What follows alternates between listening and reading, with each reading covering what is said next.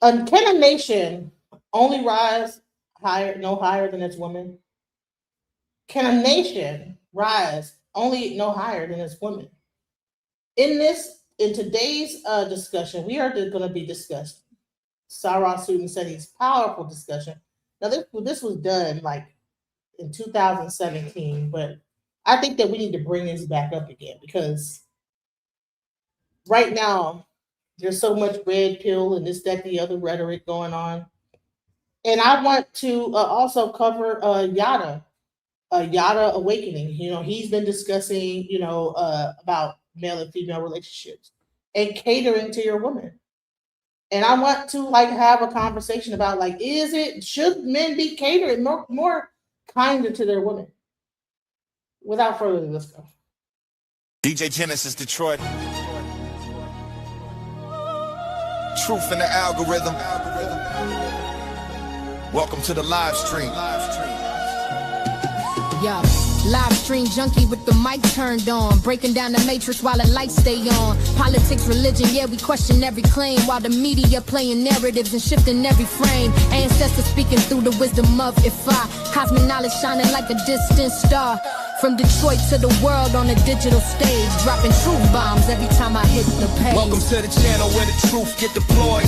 DJ Genesis live from Detroit. Breaking down the system, every lie gets destroyed. Tap in, subscribe, you rocking with the voice. Welcome to the channel. Where the truth get deployed. DJ Genesis live from Detroit. Breaking down the system, every lie gets destroyed. Tap in, subscribe, you rocking with the voice. Debates on fire, got the comments going crazy. Asking questions that the system can't face me. From ancient civilizations to the modern day lies, connecting dots that they hide from the public eye. Knowledge of self, yeah, the ancestors guide. When the full moon rising for the spiritual tide. This the place where the truth gets exposed. Every live stream, another chapter unfolds. To the channel. Welcome to the channel where the truth get deployed. DJ Genesis live from Detroit. Breaking down the system, every lie gets destroyed. Tap in, subscribe, you rockin' with the voice. DJ Genesis Detroit. Truth seekers unite, unite, unite, unite.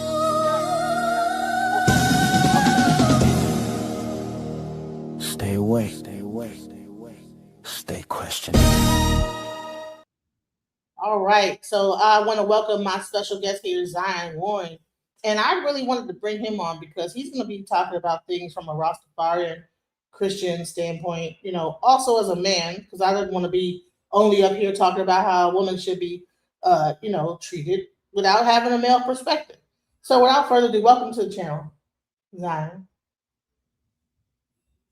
Shalom, sis. Hold on a second. I'm just trying to get everything together. I'm sharing on my page. I'm right here. Okay. Bless up everybody, all the people in the viewers, and bless up. So without further ado, I'm gonna just go ahead and play the video. And this is Yada Awakening. And he's actually discussing, he caters to his woman. And he gets a lot of flack for his videos he does about how he treats his woman. Like a lot of men are like, you're a simp, you're a this, you're a that, blah, blah, blah, blah, blah. Especially nowadays, we have the red pill movement. It's always about the women are bad, this, that, the other. So let's get into what he has to say.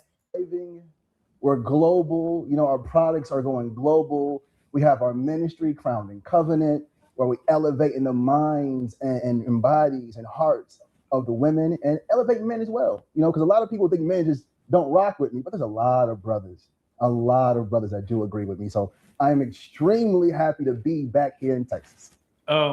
That's dope. You said you deliver your own babies. Yeah, Tell me, what is the process of that? How did you get into that? I'm just curious. Truth be told, all I have to do is catch. the woman does all the work. Nah, for real. You know what I'm saying? Yeah. my wife is strong. She's the heart of our family, and she's absolutely amazing. So, she says, baby, I'm going natural. We're going natural, no medications. And all I have to do is support her while she's pushing, catch the baby. And then after the baby comes out, make sure she's taken care of, make sure she has the proper nutrition, the proper love, the proper environment. So, man, we thriving, brother. Yo, that's a blessing. What is it about a natural birth versus a birth in the hospital that makes it different? I'm just curious. Again, this is a learning experience. I love when y'all get on this couch. Y'all provide so much great feedback and knowledge and wisdom that we get from this. Can you please explain to the people that don't understand what the difference is? The trauma. A lot of people don't understand the trauma that a child goes through while being delivered or born inside of a hospital. So let's think about this, right? First of all, they go against the laws of nature. They tell a woman to lay on her back and push. This goes against the law of gravity. So it's better for a woman to squat, to push, because now she's in a squattal position and gravity is helping her, or her to be on her knees and bending forward.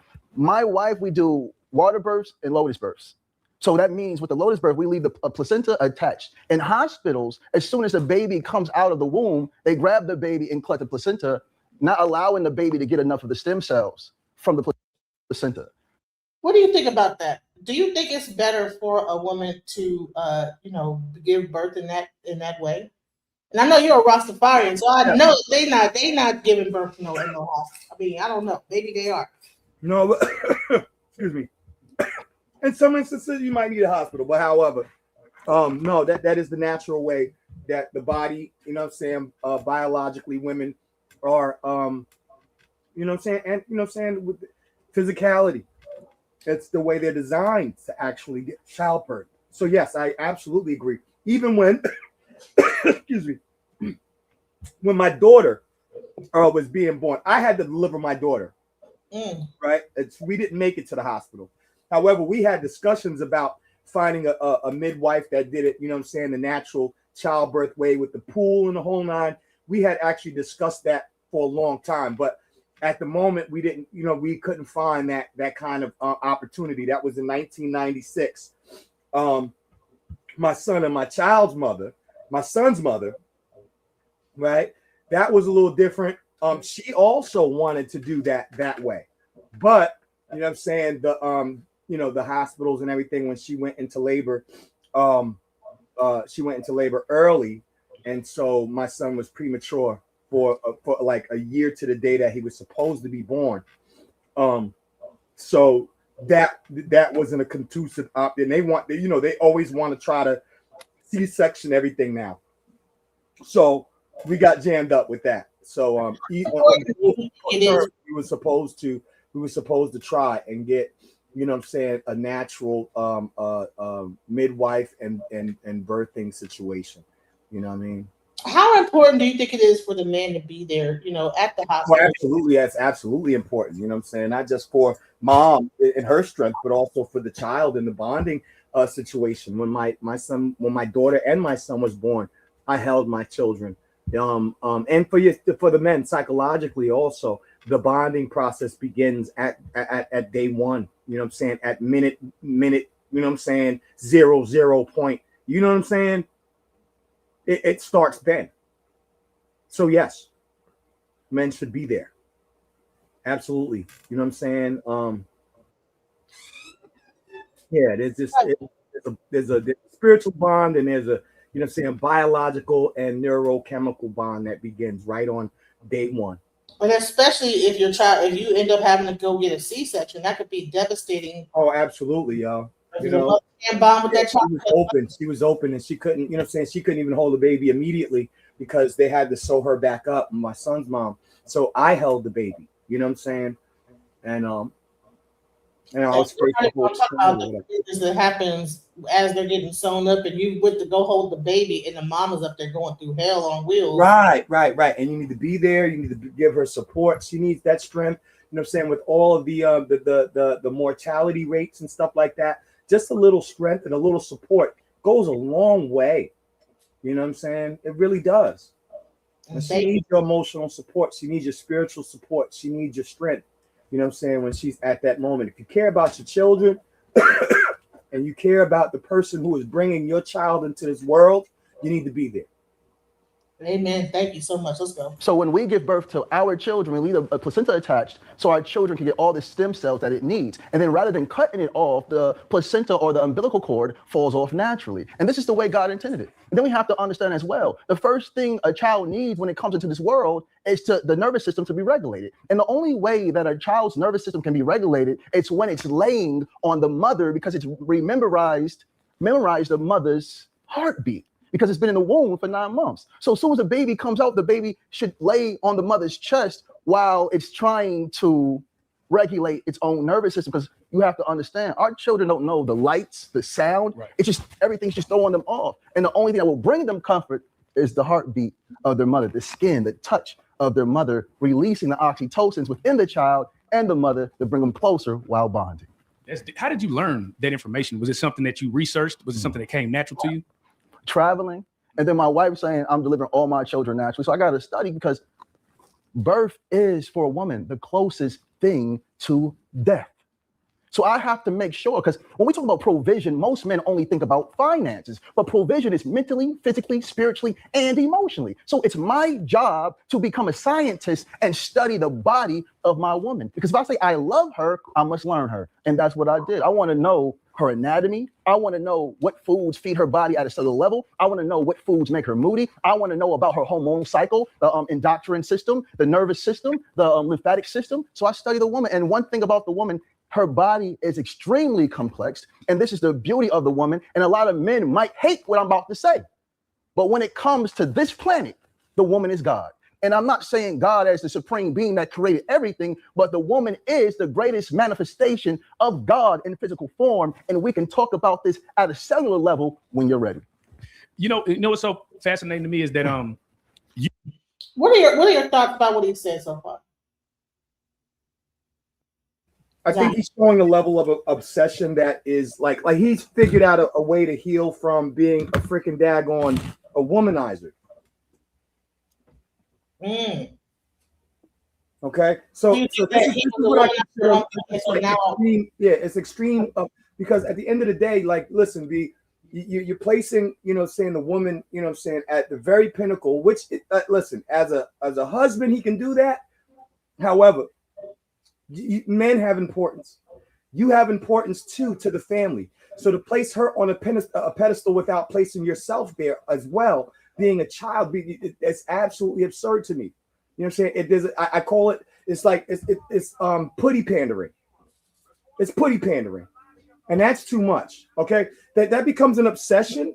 And there's some men, so I don't like to use the term simp, but in this regard, he is totally minimizing his own importance. So he's placing her on this high pedestal that he himself does not share with her. I don't think that's necessarily mentally healthy. It's just like dudes who have multiple women.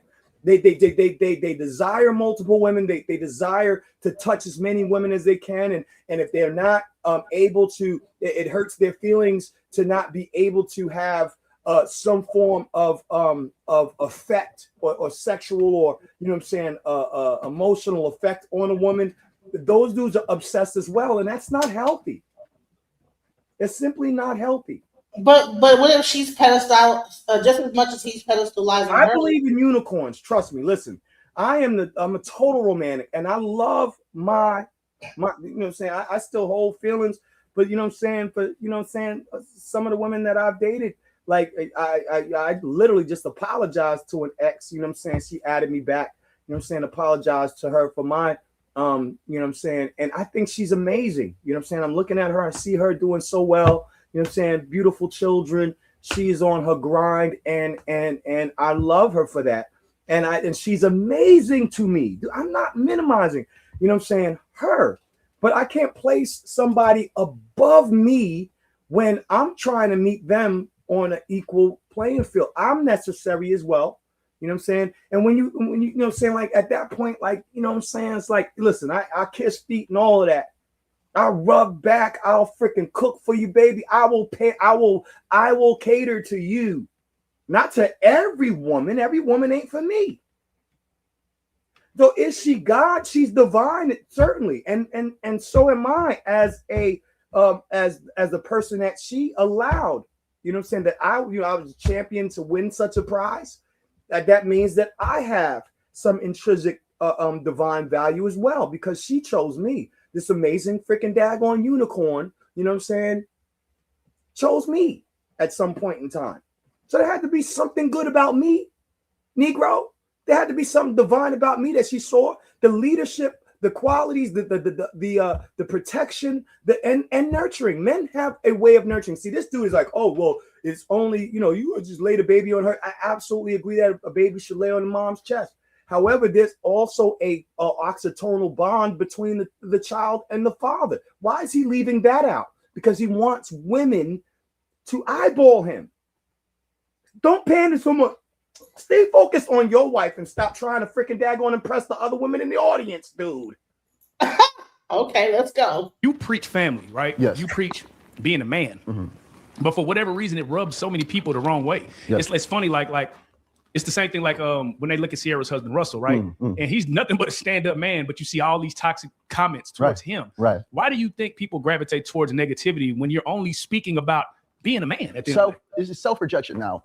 We have to understand the average man in America is eating a highly processed diet, drinking a lot, and then marijuana is everywhere now. So everybody's getting high. Everybody's eating fried foods. Everybody's drinking alcohol. And we have to understand what this does to the male's body. So when we're indulging in this type of behavior that's unnatural, it releases an enzyme called amoritase.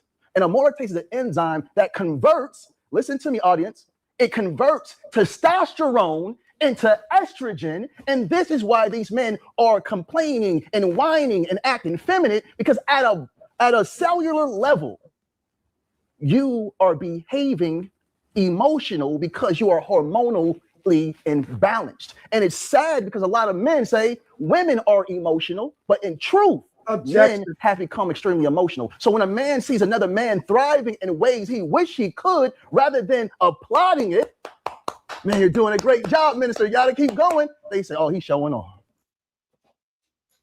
All right, go ahead. Yeah, that's objectionable, and that's just a total ad hoc. He's effeminate himself. I just look at him. Look the way. Come on, B. This dude is effeminate.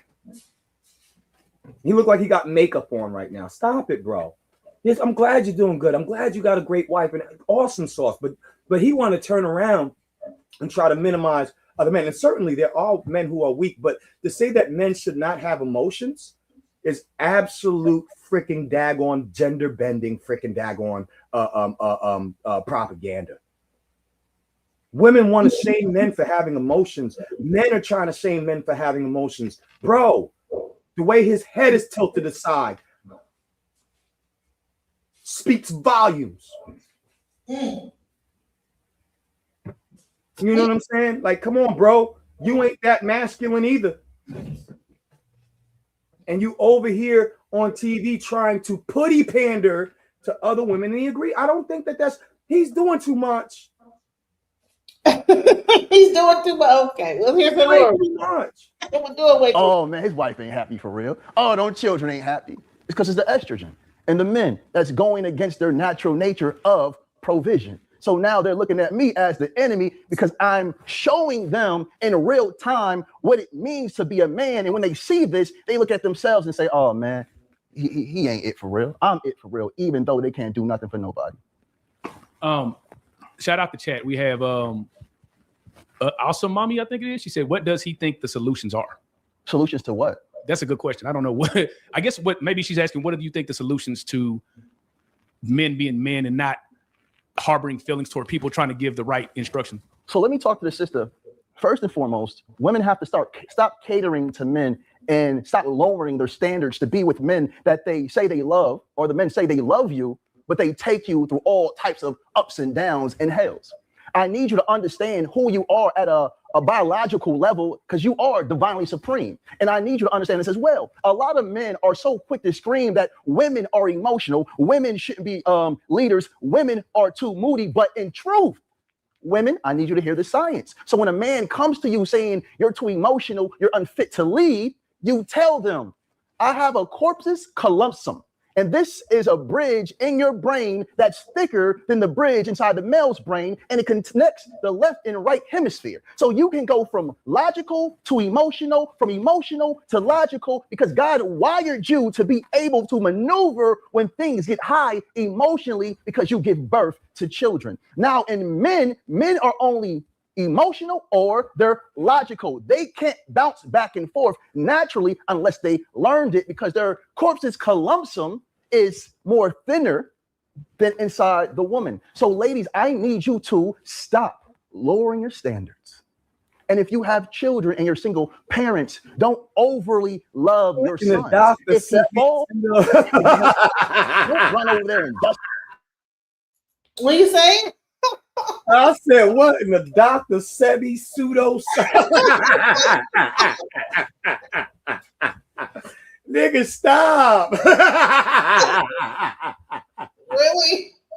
No, I mean, like, you know what I'm saying? Yeah, like, man, we have the logical and we have the emotional. He just got finished shaming men for having emotions, which is absolutely absurd and freaking daggone retarded.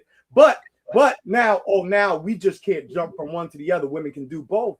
Women have great abilities. Great abilities. But what he's doing now right here is, you know what I'm saying, he's trying to minimize men and elevate women's gifts and the blessings that women have due to their biology, you know what I'm saying, on this super divine perspective, and making us a freaking daggone ants, bruh. That's absurd. I have a mother and a father.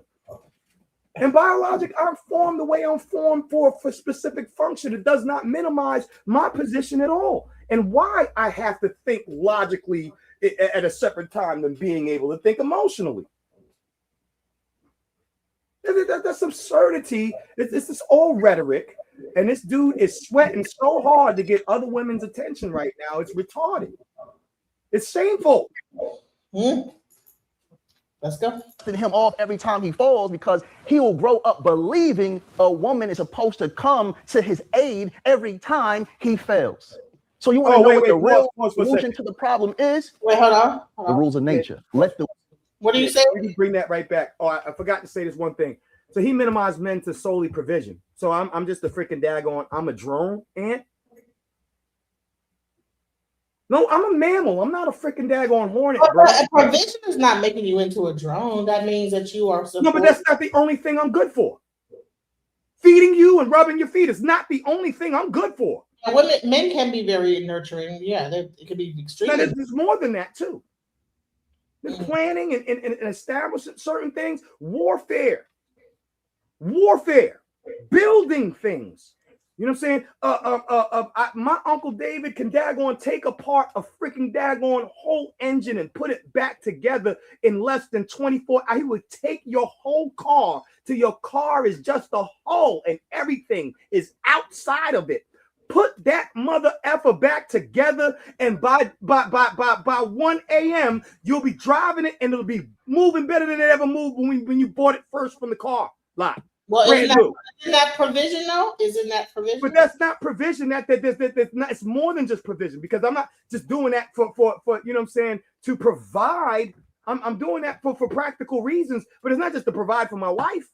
It's not an offering like I'm some kind of, I have to, you know what I'm saying, build this so that for women solely. This is for humanity in itself, and that's divine. Right. It's for your children too.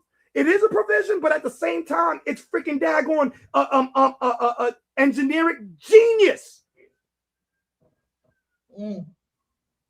Not just provide. I could go out there and freaking daggone kill some squirrels and cook you a pot of stew. You wouldn't even know.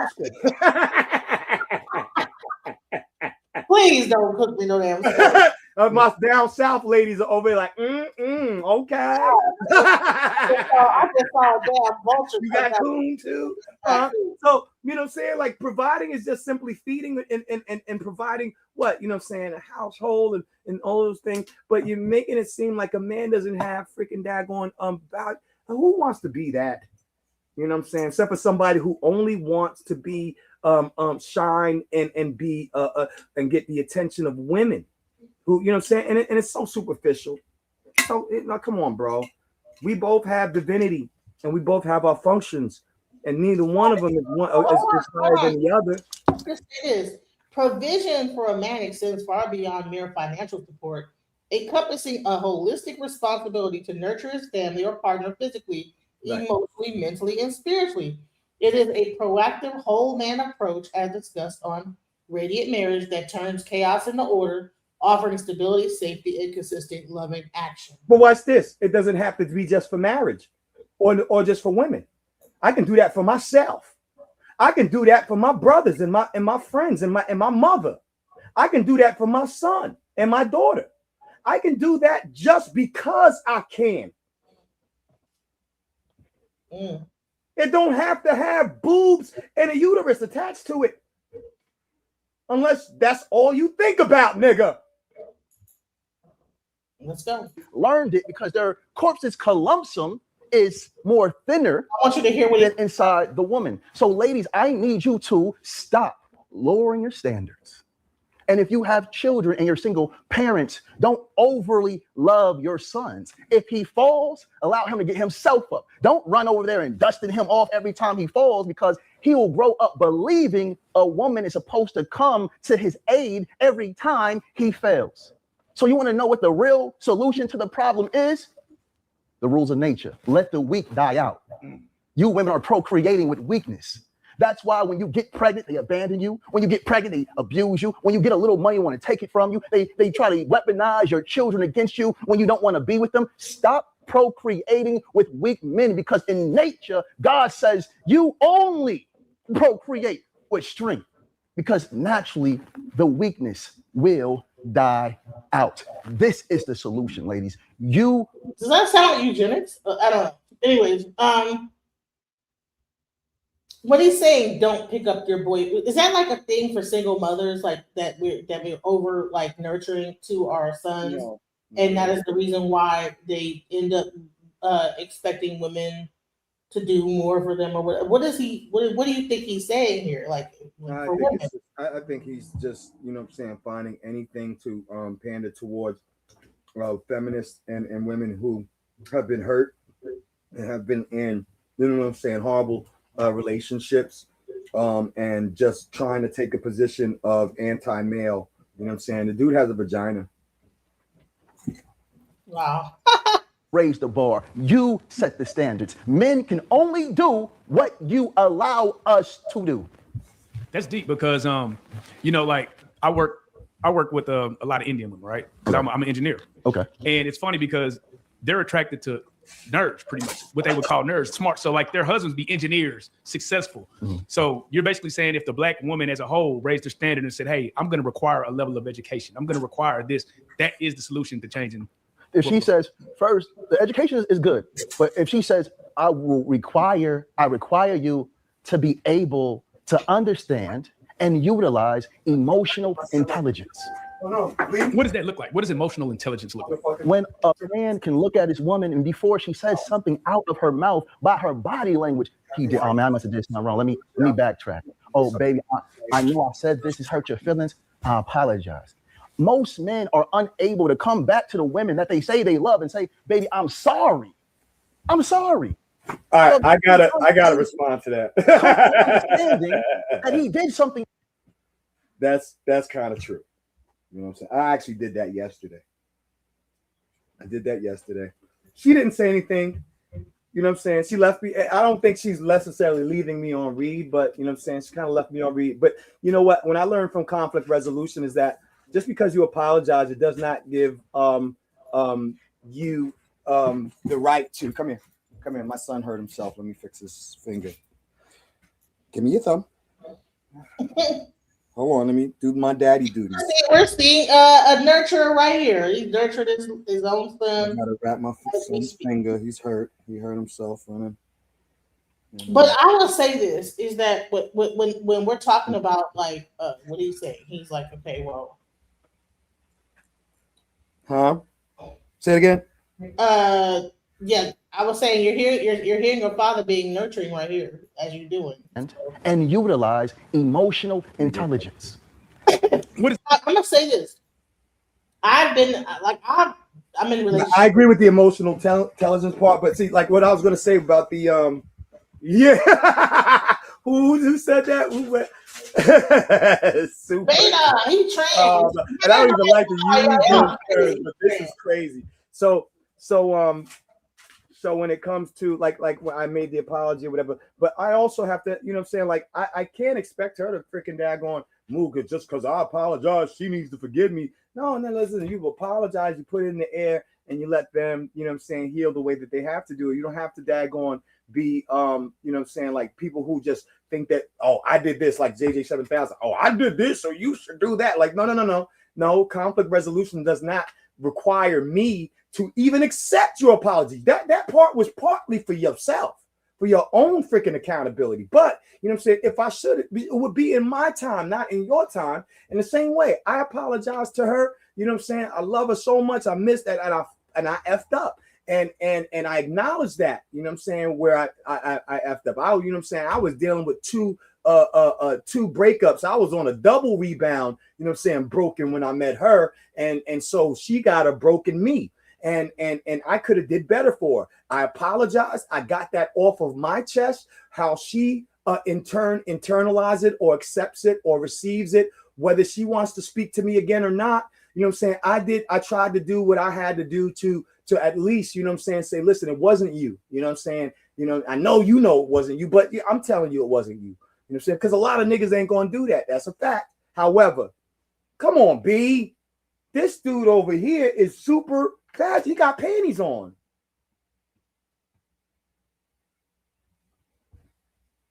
Okay. Yeah, he keeps sweating it right now, bro. He keeps sweat. But I'm gonna say this.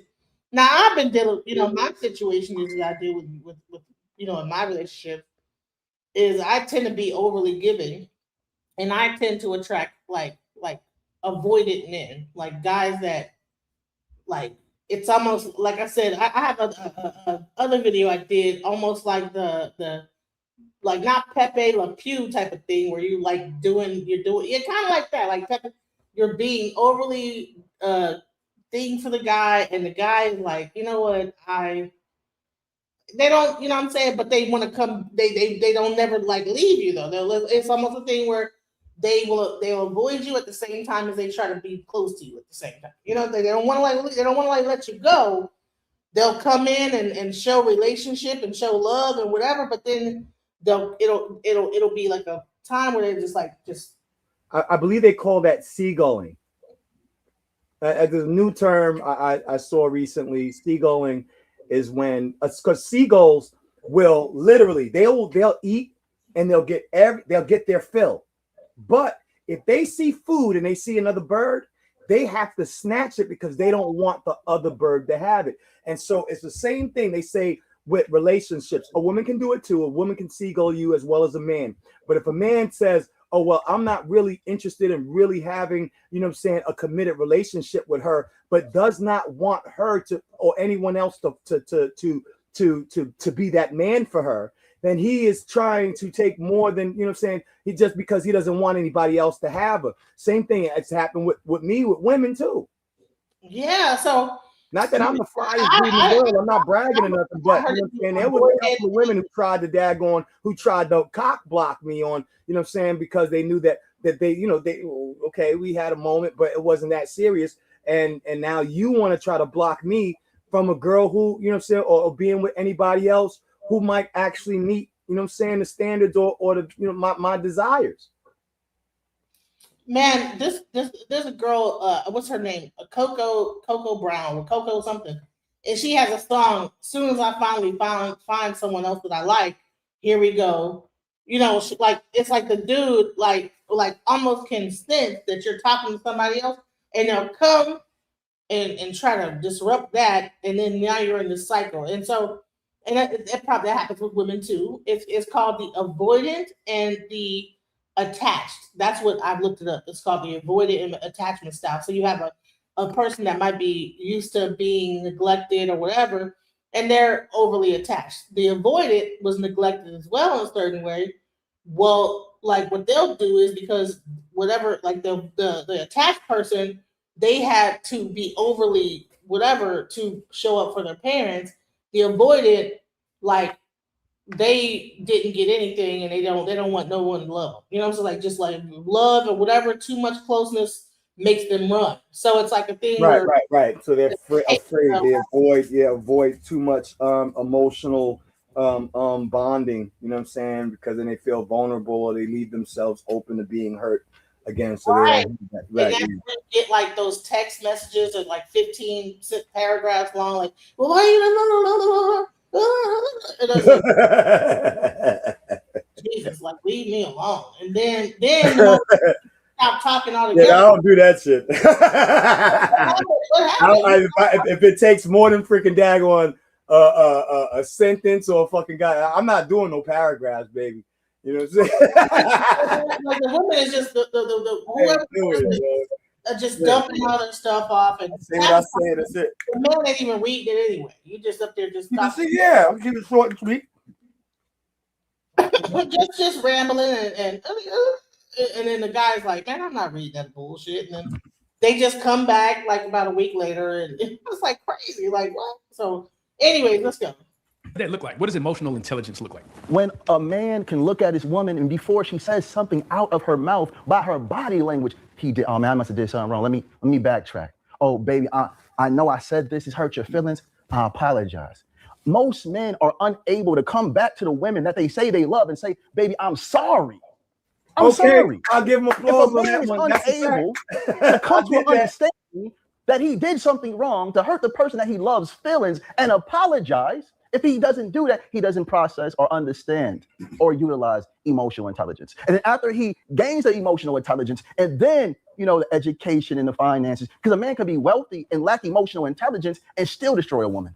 Let me ask you this, because we had this conversation yesterday, right? Ari Lennox mentioned she had relationships with sweet men or good guys, quote unquote, but she always fell for the toxic guys, right? And we were talking, it was amongst us, right? And they were talking about like why a lot of the men end up being toxic is because they were taught that if you're too nice, they're gonna run over you. So they start being toxic towards the women. What do you say to the men that learn that behavior because they feel like that's what they have to do in order to get a woman? I would tell men this. First, any man that goes against a woman, any man that steps to a woman to destroy her, any man that steps to a woman to misuse her will fall. You will lose everything. We've seen it over and over again. I don't care how much money this man had, how much power this man had. Every time a man goes against a woman, he falls. We've seen this. And women, they're going after nice guys. See, women, you don't need the doormats. You need a warrior. You need a man that's able to be a beast in these streets, but a lamb in the home.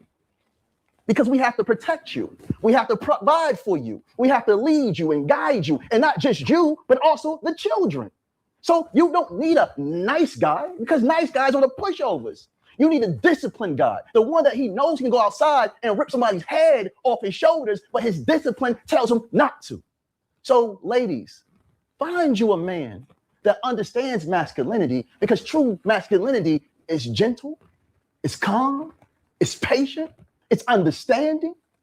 Because the toxic masculinity is the one that will run through you, leave you with a child, abuse you, and then leave you. Thoughts on that? You there, Zion? No objections. All right. Yeah. Let's go. Men, I know a lot of you have never been led by men. So you don't know how a man is supposed to move in the family structure. But let me tell you something, man. Fall in love with yourself. So when you do get a woman and she does come into your life, you're not destroying her. Because when you destroy someone that truly loves you, God's going to handle you. And when God handles you, you're going to lose everything, maybe even your life. Man, it's man say. You said something there. What I want to know from you, right? As somebody who found his helpmate, his woman, his queen, how do you identify? Like, there's a lot of men that I feel like they'll have maybe that person and they don't know really how to identify it. What are some of the steps that you took to identify, okay, this is my person? For a man to know what's for him or who's for him, he must understand himself. And this is why we must get into a deeper understanding of our nervous system. Because a lot of men say women are emotional, but in truth, we have become extremely emotional to the point God can send us a woman that was designed to elevate our lives. And we'll break them because we don't understand who we are. So before a man goes out and gets a woman, He must first get closer to himself, loving himself, providing for himself, understanding himself. Because if you don't know yourself, how can you know when a woman is good for you or bad for you? That's real. So let me ask you this. I feel like with this day and age, right? A man who knows himself, who takes care of himself, who has the money, has a plethora of options. He's going to say, why would I settle down? It doesn't make any financial sense. It doesn't make sense on paper. It doesn't, you know what I mean? It's like I have an abundance. Everybody wants me. Why But that's not a man. A child thinks like that. I have the options to buy a bunch of cars, but I'm not going to go out there and buy a bunch of cars. For what? We have to be real. A lot of you men are whores. A lot of you men are whores. Y'all talk about the women, you downplay the women, you speak down to the woman. Oh, she slept with this man and this man. Some of you men have slept with 100 women, 200 women, 300 women. Now you're talking about. Man, hold on. Let's talk about it because Megan Thee Stallion, right? Everybody was getting on Megan Thee Stallion and this relationship with her and this dude, right? But we're not talking about how many how many women that the man slept with. We want to just talk about her, bankroll of men, Let's talk about this. It's like a lot of men, they'll call a woman a whore, but they're a whore, Right. That is toxic. Let's go into it. It is good. No, I absolutely agree. You know what I'm saying? I've seen it in my life, you know what I'm saying, with a lot of men, family, relatives, and like I said, I don't know if did I say it last night? Yeah, I think it was another night at something I was talking about how, my uncle was the one who had influenced most of the my youngest, he's the youngest on my father's side, and he would be my youngest uncle, even in the area of my mother's brothers. And we all call him Master P, you know what I'm saying? Because he was a womanizer, you know what I'm saying, for most of his life, and the way that he viewed women and the way he treated women. He thought that was the way and that was how you did things. And that was his influence on his nephews. I myself, I was just super romantic anyway. So even though I, like some of the things that he told me about, like, approaching women and, and hollering at, I was always kind of a shy dude anyway, like not on a, like I could talk to a woman once I felt like, it's like we had an open connection, but I'm not the type like my Uncle Paul, he approach any woman. You know what I'm saying? Out of the blue, it doesn't even matter. You know what I'm saying? She could be green. She could be freaking daggone an alien from Sirius Beach. It doesn't matter. He's going to holler. And you know what I'm saying? He's just going to approach off jump, and he just does not have any filter when it comes to that. Now, funny thing is, guys like that are the ones who end up freaking daggone getting all of the pussy. Excuse my language. Yeah, exactly. Right, they get all of that because they exert that kind of confidence and this, that, and the other. But you know what I'm saying, in the same interim, you know what I'm saying, the woman is not paying attention to all of the freaking daggone red flags on the field that this dude is going to be freaking daggone a womanizer, and on top of that, he might go upside your head. And you know what? It's a thing about the way that men do that are practiced like this have a certain level of charisma and ability to trick a woman. Right. Oh, he's smooth. You know what I'm saying? He's smooth as hell. We call him Master P. Listen, he talked us into clubs with freaking daggone 7-8 foot Negroes that standing at the door. That's how powerful he. You know what I'm saying? It wasn't just women he had freaking daggone the ability to freaking daggone, you know what I'm saying, manipulate. He can manipulate dudes too, not on a sexual level, but just because, you know what I'm saying, like people just gravitated around his energy, and you know what I'm saying, he had that kind of savoir-faire that, you know what I'm saying, yo, what's good, baby? You know what I'm saying? And then, and everybody freaking loves him. Yep. So it's not even a matter of like if he got anything, because he could probably like just be able to his mouth. He could talk the draws off of none. And a lot, you know what? I believe a lot of broke men have that same thing because they've probably been struggling, whatever. They learn how to like do that. Yeah, where'd mine go? I'm broke. Where's mine? For the prize? How can you be the prize? When you're afraid of a gold digger, but you're not afraid of HIV. I'm gonna repeat this again. How can a man be the prize when he's afraid of a gold digger, but he's not afraid of HIV? Come on, brothers. Hey, boy, he said something there. Come on, man. You talking about options? A real man knows he can walk in the room and pull anything walking, but he's happy when he walks in with the queen. That's what kings do. Peasants play in the dirt. Only peasants. I don't like that. All praises be I to the don't Most like High. I can't. Forgive me, brother. I can't my pull passions. every No, woman. hey, The they only loving you. type of woman I could pull is a queen.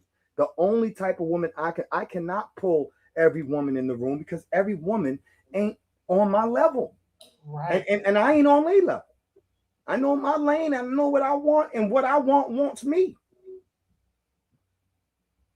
Mm, You understand what I'm saying? right. So no, that he sound like Master P on some dumb. Like this dude is a womanizer on the low, trying to freaking daggone. He ain't fooling nobody.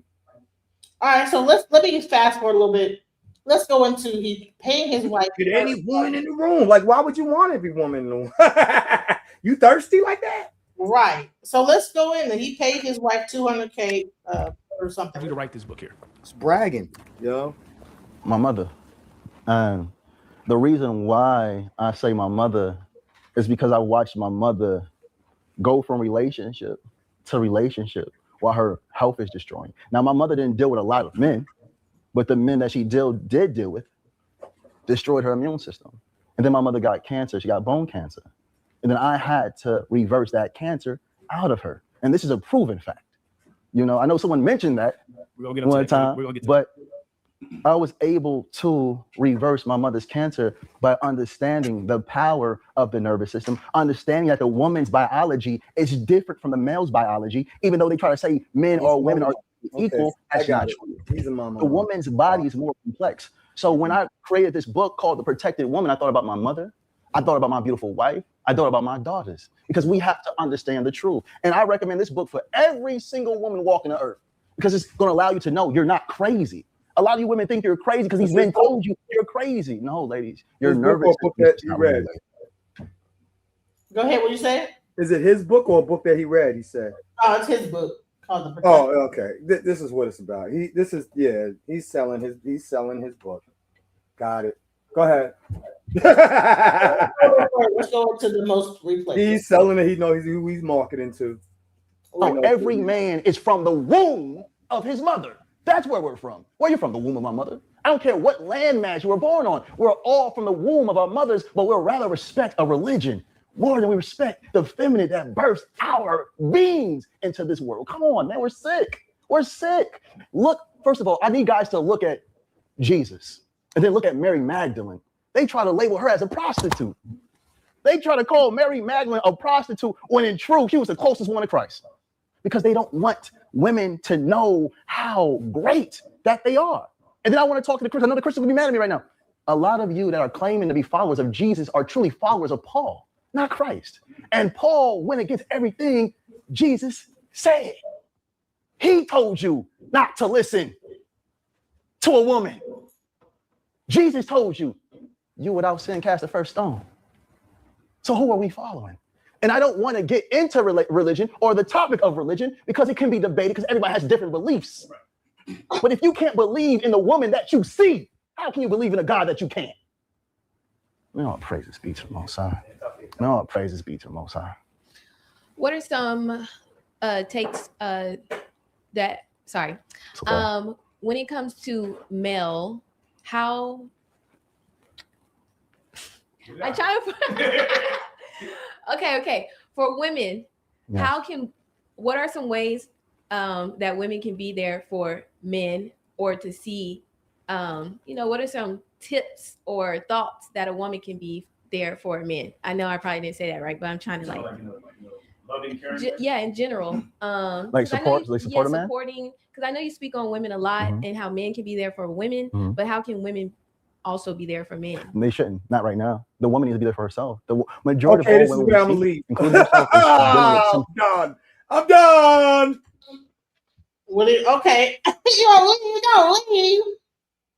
Oh my God, I'm disgusted. For real? For real? Did he just say that? He did. Lord, he knows who he's selling his book to, and women buy books. All right. Niggas ain't gonna buy his book. He know who he's selling his book. He know who he marketing to. Well, who is he and marketing? half of the sisters Who will is look he at him and marketing? call him a Timu, All right, Timu so- version, a Timu Usher. This is where I believe that he got some of his information from. Oh, this guy. So let's go. You know, and most definitely we paying homage to our goddess. You know what I'm saying? And like we supposed to. You know, and I'm not gonna fall short. I'm going in and I'm digging spiritually inside the souls of our people. I'm gonna be digging spiritually deep inside of the souls of our people to wake them up to this ancient wisdom. Because if we don't wake up, all the success that we talking about, we ain't gonna never achieve. You understand what I'm saying? I gotta talk to y'all today. When we say that the black woman is God, that's exactly what we mean. You understand what I'm saying? I first, came in consciousness of this powerful concept from Dr. Yosef Ben Yakana. You know, I used to always hear Dr. Ben say that heaven was between a black woman's legs. And a lot of people fall out laughing because, niggas is programmed to be old pornographic ass, Eurocentric ass Negro. And so anytime they hear heaven between, your mind go to the internet. Your mind go to these old sick magazines and shit. You can't think spiritually.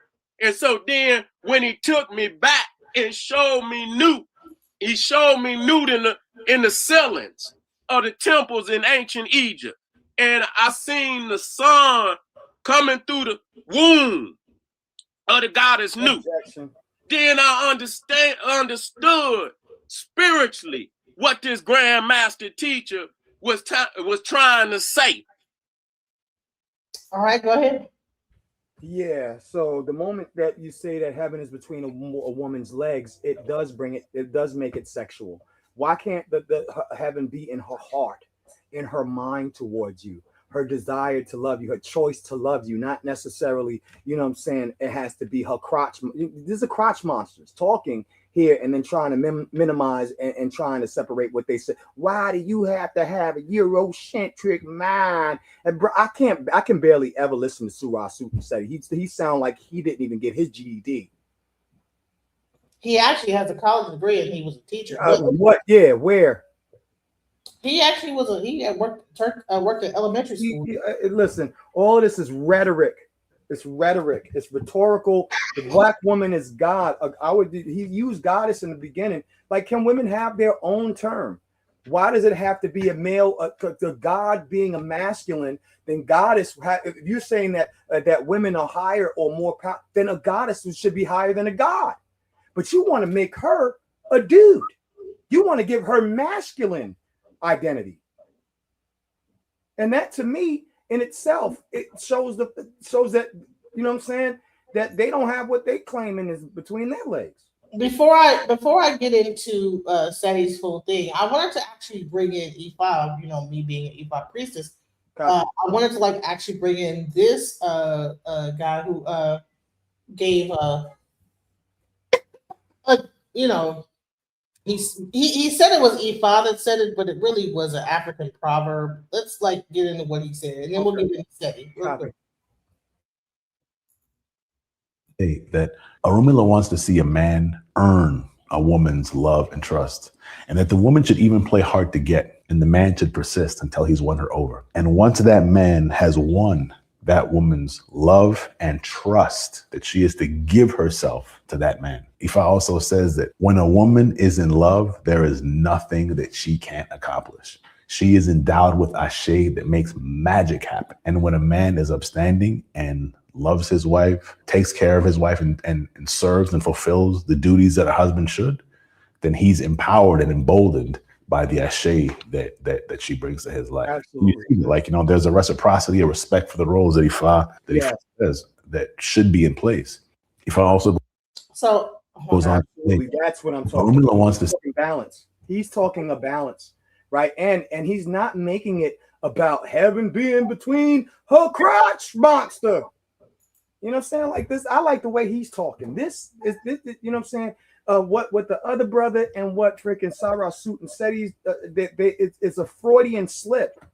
It's a Freudian slip. Just no, like he was actually saying what Dr. Ben said. So, okay, so still a Freudian slip. The Dr. Ben could have freaking daggone, you know what I'm saying, had you know, some sexual desires and stuff like that. He need to work out. He's a dude, you know what I'm saying? So at the end of the day, I still don't respect that term. You know what I'm saying? It is in her heart, right? Because a woman can just give, you know what I'm saying, like just to scratch an itch. She can get, doesn't mean that she loves you, right?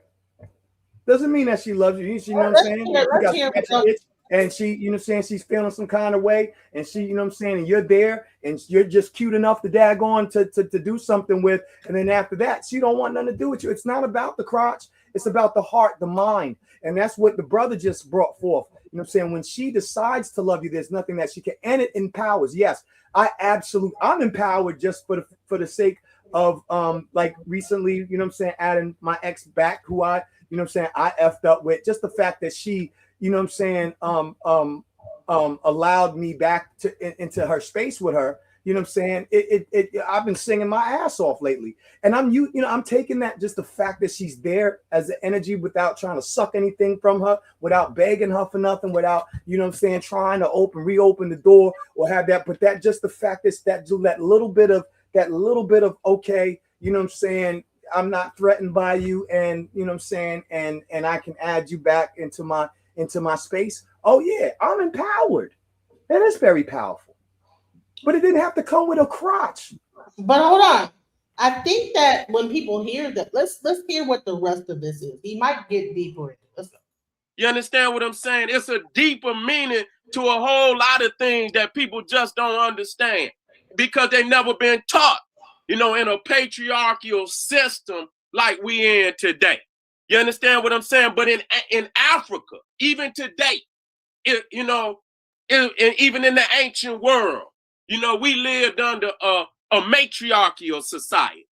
You understand what I'm saying? Where the bloodline came through the woman. Where the bloodline came through the woman. And I'm going to tell you why.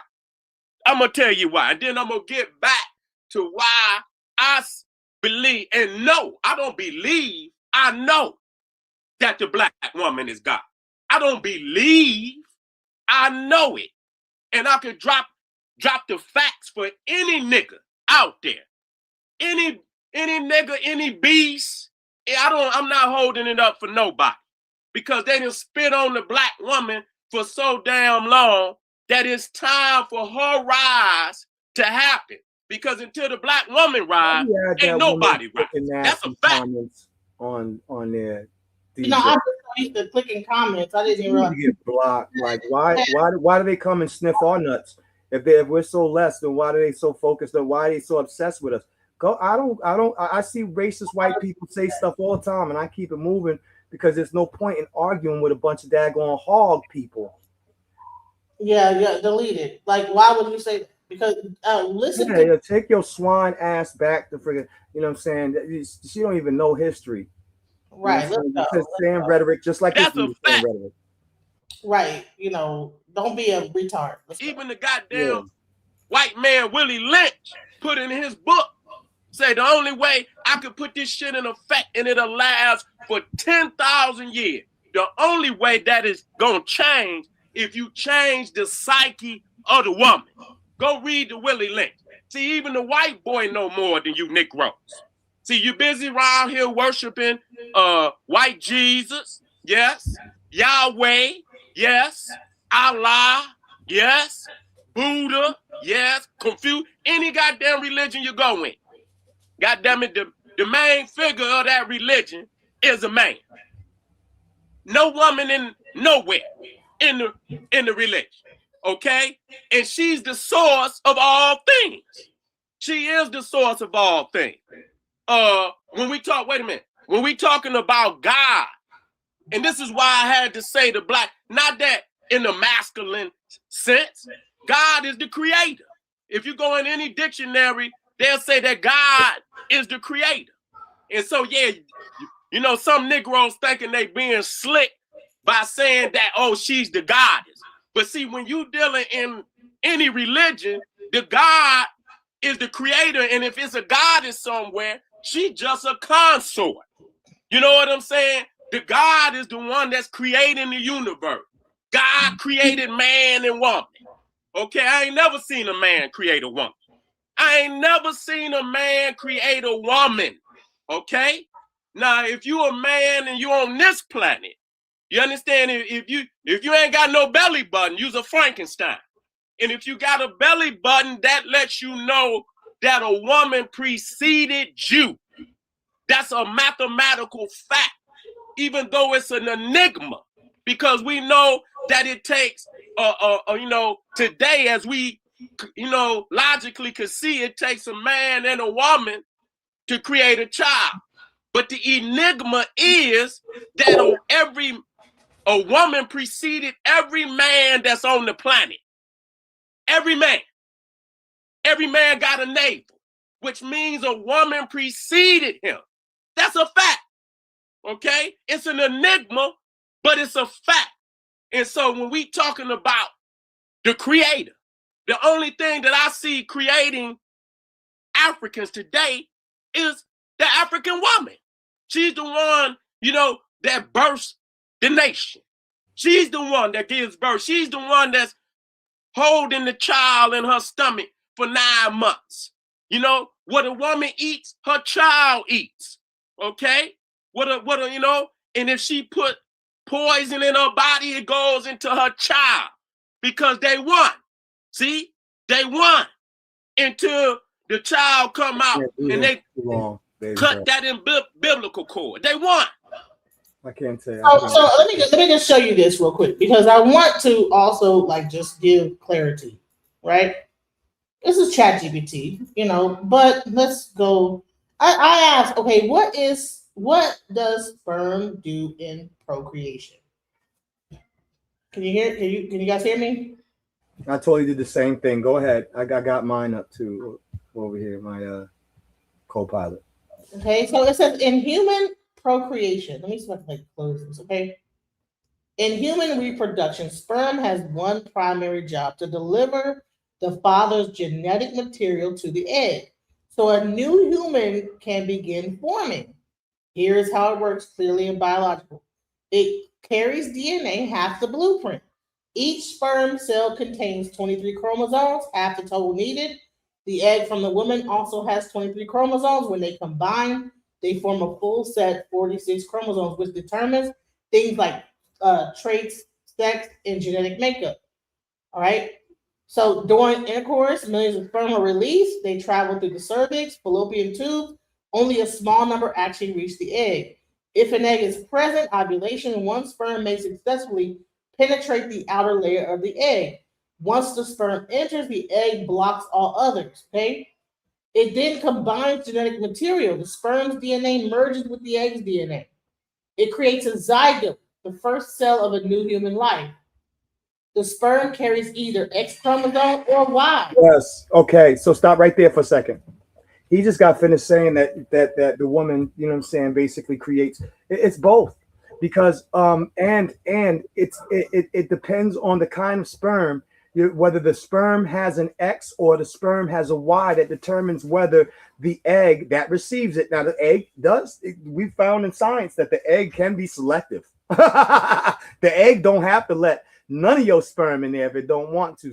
So there is, you know what I'm saying, the egg is very powerful in choosing which sperm that it chooses. But sometimes we still get birth defects and such, what have you, right?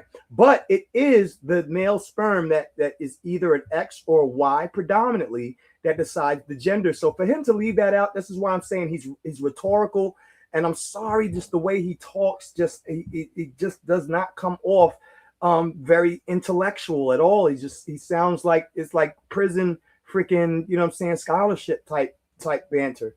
and that's why I can't really listen to him for long. Well, that's my friend. So I respect you for that. I personally just cannot. but we're gonna like get into the science. Yeah, man. So He's pandering too. He's pandering too. You know what I'm saying? If he's your friend person, you know what I'm saying? I mean, you probably know more about his personal relationships than anybody, and that's between you and him. But you know what I'm saying? I can make a freaking daggone a guess about, you know what I'm saying, his some of his relationships. You know what I'm saying? I might be speculating or what have you, but I don't think I'd be far off just by his character. He reminds me of Master P, just a little less articulate. All right, so let's get into it. Simple way to think about it. A equals environment, nutrients, half the DNA. Sperm equals delivery, the other half of the DNA, trigger for development. Once fertilization happens, the body takes over, cells divide, the embryo forms, and pregnancy begins. All right, so after fertilization, week by week, we don't have to go into that, but the bottom line is that the sperm is the spark that triggers what happens during like the whole aspect of birth, right? So, but the thing is that when he's saying that no one is born without an umbilical cord, so what? So, at one point, was it that we were because it seemed like when the male comes into play, then there's like an X or Y. But was there a time when there were only Y? I mean X, and there's like that whole what's it called? What's this shit called when you parthenogenesis? That at one point it was something different. I don't know. But I will say that let's hear what else he has to say, because I think that, and shouts out to Seti. Thank you for this information. Wait. You said parthenogenesis. Can you explain before you go forward? Genesis is like where people are saying that women at one point were able to procreate, because that was never with mammals. That's never happened with mammals. Ever. It's never happened with mammals. No, you go to amphibians and certain other worms and other, you know what I'm saying, forms of life. Yes, they've had that capacity. And do we have or share some form of, you know what I'm saying, genetic root with all things on this planet? Certainly, but never, ever with mammals. Mammalian means that she has boobs and requires a male's DNA in order to produce. Mammals, and we're mammals, so no physical mammal female has ever produced a child, unless you believe in the freaking daggone immaculate conception, which I, as a Rastafari Israelite, do not. I believe that Joseph was the father. Now I'm going to show you something that's going to blow your mind. You ready? Go ahead. All right, I'm going to show you this, and it's going to blow your mind. So, based on Swedish legislation as of mid-2025, all right, Sweden has updated laws regarding gender recognition and assisted reproduction, allows how transgender individuals can become parents. New Legal Gender Recognition Act of 2025, Swedish Parliament approved a law taking effect in July 2025 that makes it easier for people to change their legal gender. Now, here's the thing: they're blocking us. What they're trying to do is create a way that trans men can be able to give birth to actual like using I don't know what they're gonna do. Somehow they figured out a way. Come out looking like Quasimodo. They're gonna come out. I swear to God, if they do this, it's gonna be horrible. They're gonna come out looking like, what was that thing? The movie with the dude that had the lions freaking daggone genetic mutation freaking daggone. Oh man, They found some kind of weird way to be able to like use two sperms and somehow take and make a biological baby based on no. It's gonna be like Quasimodo. No, you're gonna come out freaking weird. The hunchback, a Notre Dame looking ass. He gonna have a titty on his back and a testicle. Have a titty on his back and a testicle on his chin. Listen, listen. This is why I'm bringing this up, because I think that when we think about parthenogenesis, I think that we always think that we were in the Stone Ages, doing type of stuff. But I think that we have had advanced civilization. We have advanced and then we have fallen, advanced, fallen.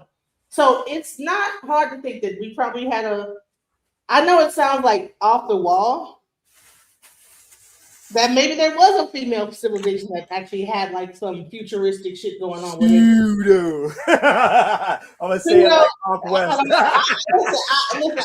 I might be. I was saying like Unc West. You pseudo, because evolution.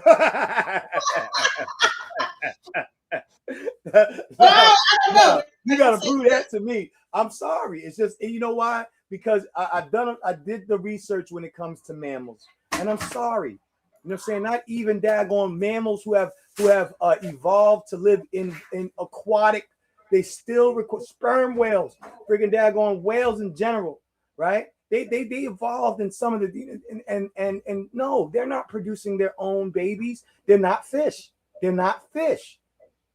They're just not. Now, men can try to manipulate science, nature all at once, but when you start doing that, to me, that's when you're corrupting it. You're corrupting the temple again. Remember, you're defiling the temple. There's a balance for a reason. Okay, amphibians can freaking F themselves and make a baby. Do I want to F myself?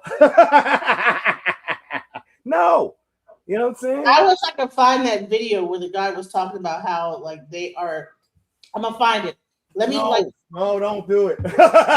We'll be here all night. Literally have a way. My son is trying to get back on the computer too. So you got only a couple of minutes. Make a baby out of it, and that baby will have the DNA of the father and the DNA of another father. And so, if parthenogenesis never exist, how in the hell are they able to do this? Well, it's mutating. Look, they're able to produce seedless grapes, but it still loses freaking some of the nutritional value. Just because you can do it doesn't mean that it's good. Yeah, but that it was supposed to be done that way. You understand what I'm saying? So the reason why you could do that is you're using RNA and like I just said, human beings do share some common base RNAs and genetic relationships to other animals, not just, primates and mammals in general, but we do have, that's why we see inside, there was an old saying called ontology recapitulates phylogeny, even though they pretty much kind of like, hold on. My daughter. Okay. So it recapitulates phylogeny. Ontogeny recapitulates phylogeny.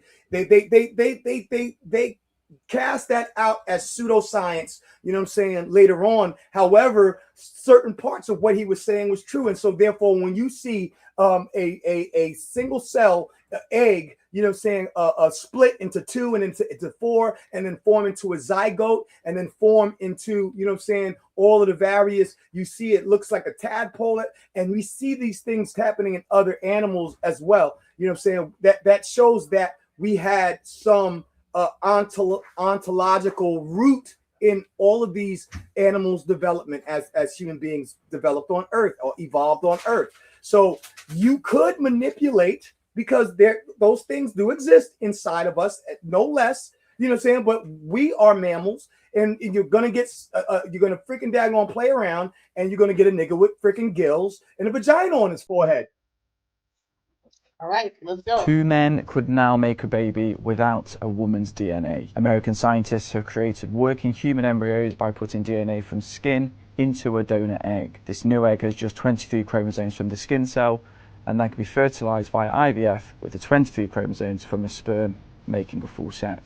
The implications for the study are vast. It opens the door for anyone to have children, irrespective of the need to have your own eggs. Therefore, this new scientific method could also provide an unlimited supply of eggs for women who struggle to conceive. Scientists have been able to change DNA in cells since the 1990s, but their methods did not work for reproductive cells. A study from Oregon University has now managed this for the first time by tricking a skin cell into behaving like an egg cell. The process was replicated to make 82 embryos, but only 9% developed to the stage needed for IVF implantation. None were implanted into a human and were all destroyed in line with ethical guidelines. Thoughts? Did you hear what it said? What do you think about that? I'm trying to find the daggone. Where did I put it? Hold on. Where am I at? Where is it? What the fuck just happened? Can you hear me? Yeah. Okay, I can't find. Oh, I can't find the daggone screen. Oh, here's my screen. My tab was going. I was like, "Am I on mute?" Anyway, no, just because you could do it, don't mean that you should. But And they're going to. having these This is conversations, not about what yeah, should they're going happen. to try to do a whole lot of shit. I Man. don't care what white people do. White people are going to do all, and nothing has come good from anything that they, saying, besides, saying. I mean, almost everything has caused some form of destruction and some form of negative, maladverse effect. I wouldn't dare. And I think that this is also a part of that abomination of desolations that I was talking about when they start freaking daggone warping gender and sexuality. It becomes sexual perversion, perverse, and that's all prophesied to me. I don't think that it's good at all. I just don't. I think that natural processes would, if we were meant to, then we would evolve into such. We wouldn't have to daggone genetically try to manipulate something just because people freaking daggone like the brown and not the pink. I'm sorry, like come on. And hold on, listen. And here's the thing. Okay, so, let me not get into pseudo about the females, parthenogenesis, but let me just say, doesn't it sound like this is the opposite of they're trying to procreate something opposite of what was already?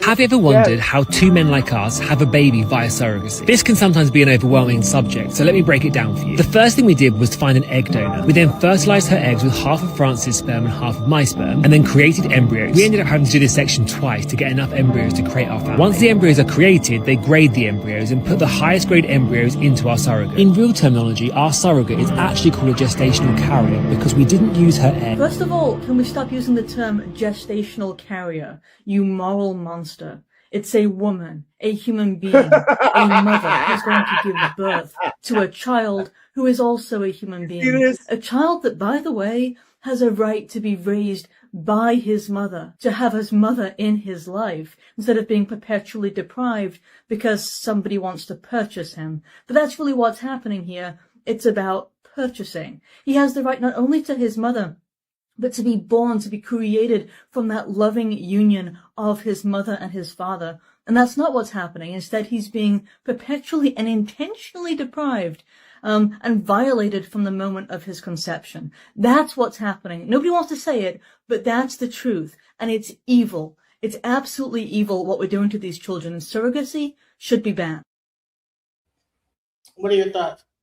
I absolutely agree with that lady. Yeah. My son needs to get to the computer, so I'm gonna step out. But yeah, no.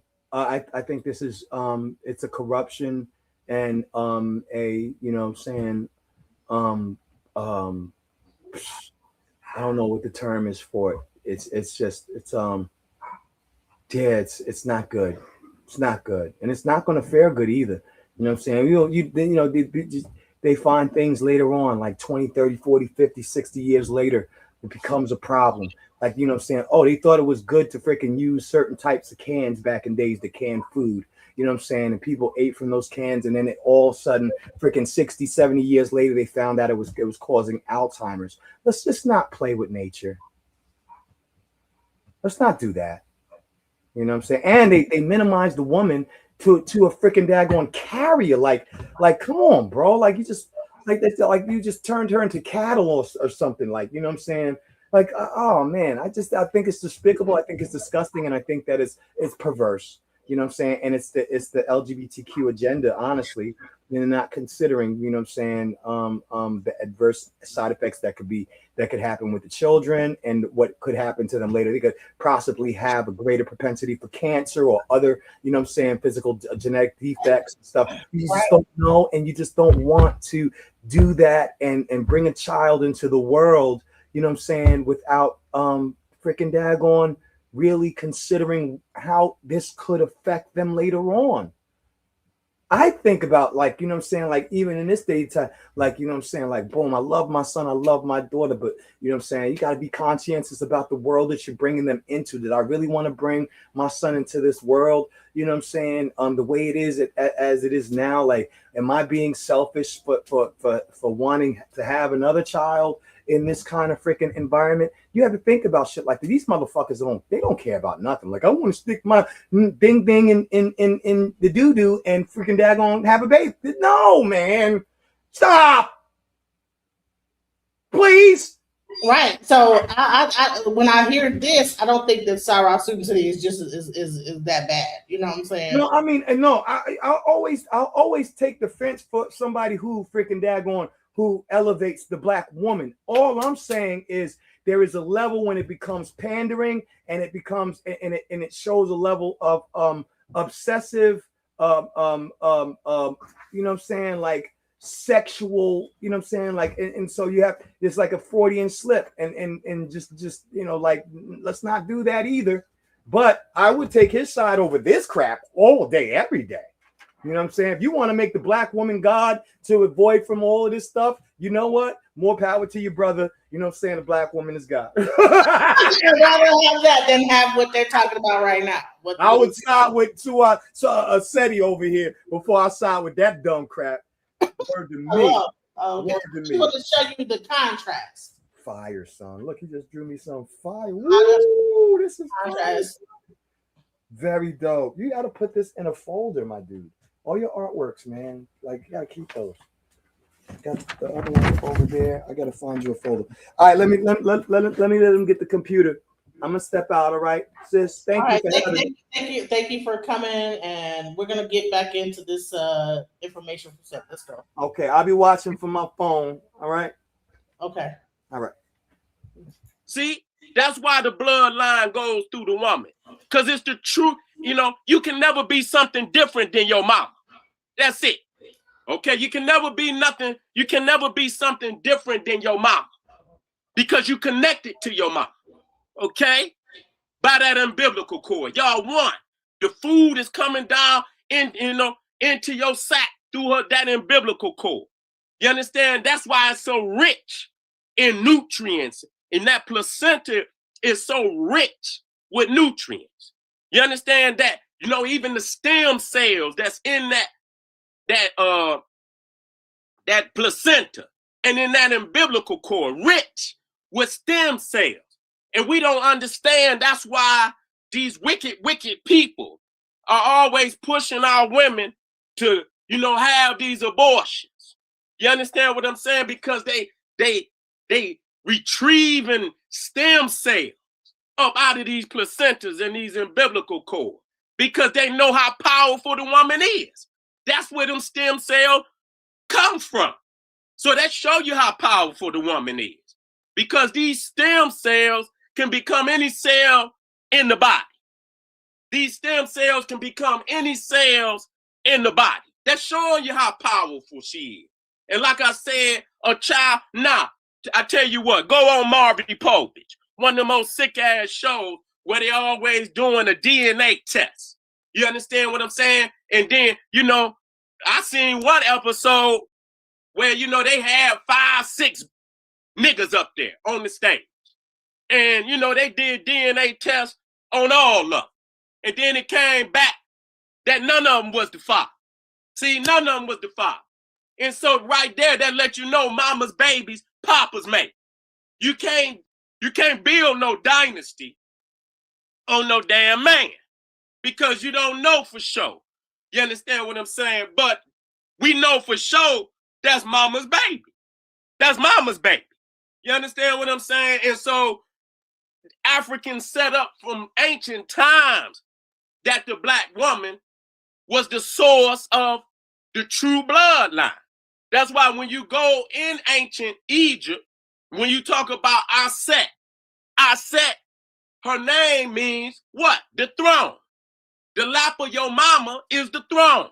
She is the one that ordains you, nigga, to sit on the throne, which is her throne. That's her throne. Okay? That's her throne. And so that's why it's necessary to explain this to the brothers. See, these niggas thinking they a king without fulfilling their divine responsibility to their mama and to their woman. You ain't no motherfucking king unless you ordain the king. And in order to be ordained the king, you got to fulfill the divine responsibility that this woman put on you. Okay? You can't even further your bloodline unless she ordained that on you. Okay? So the man, that don't mean he's less of a man, but we putting this shit in perspective on how we get back to the top. You know, she wasn't never down in the man's masculinity, but this is what keep things in check. You see what I'm saying? This is what keep things in check. If you don't put that woman up on no pedestal, I swear to God, if these niggas don't stay off of my phone and let me be, you understand what I'm saying? I know they looking for me. That's what it is. Everybody looking for me. You understand what I'm saying? So these niggas is gods. These niggas is kings. But yet and still, they in default.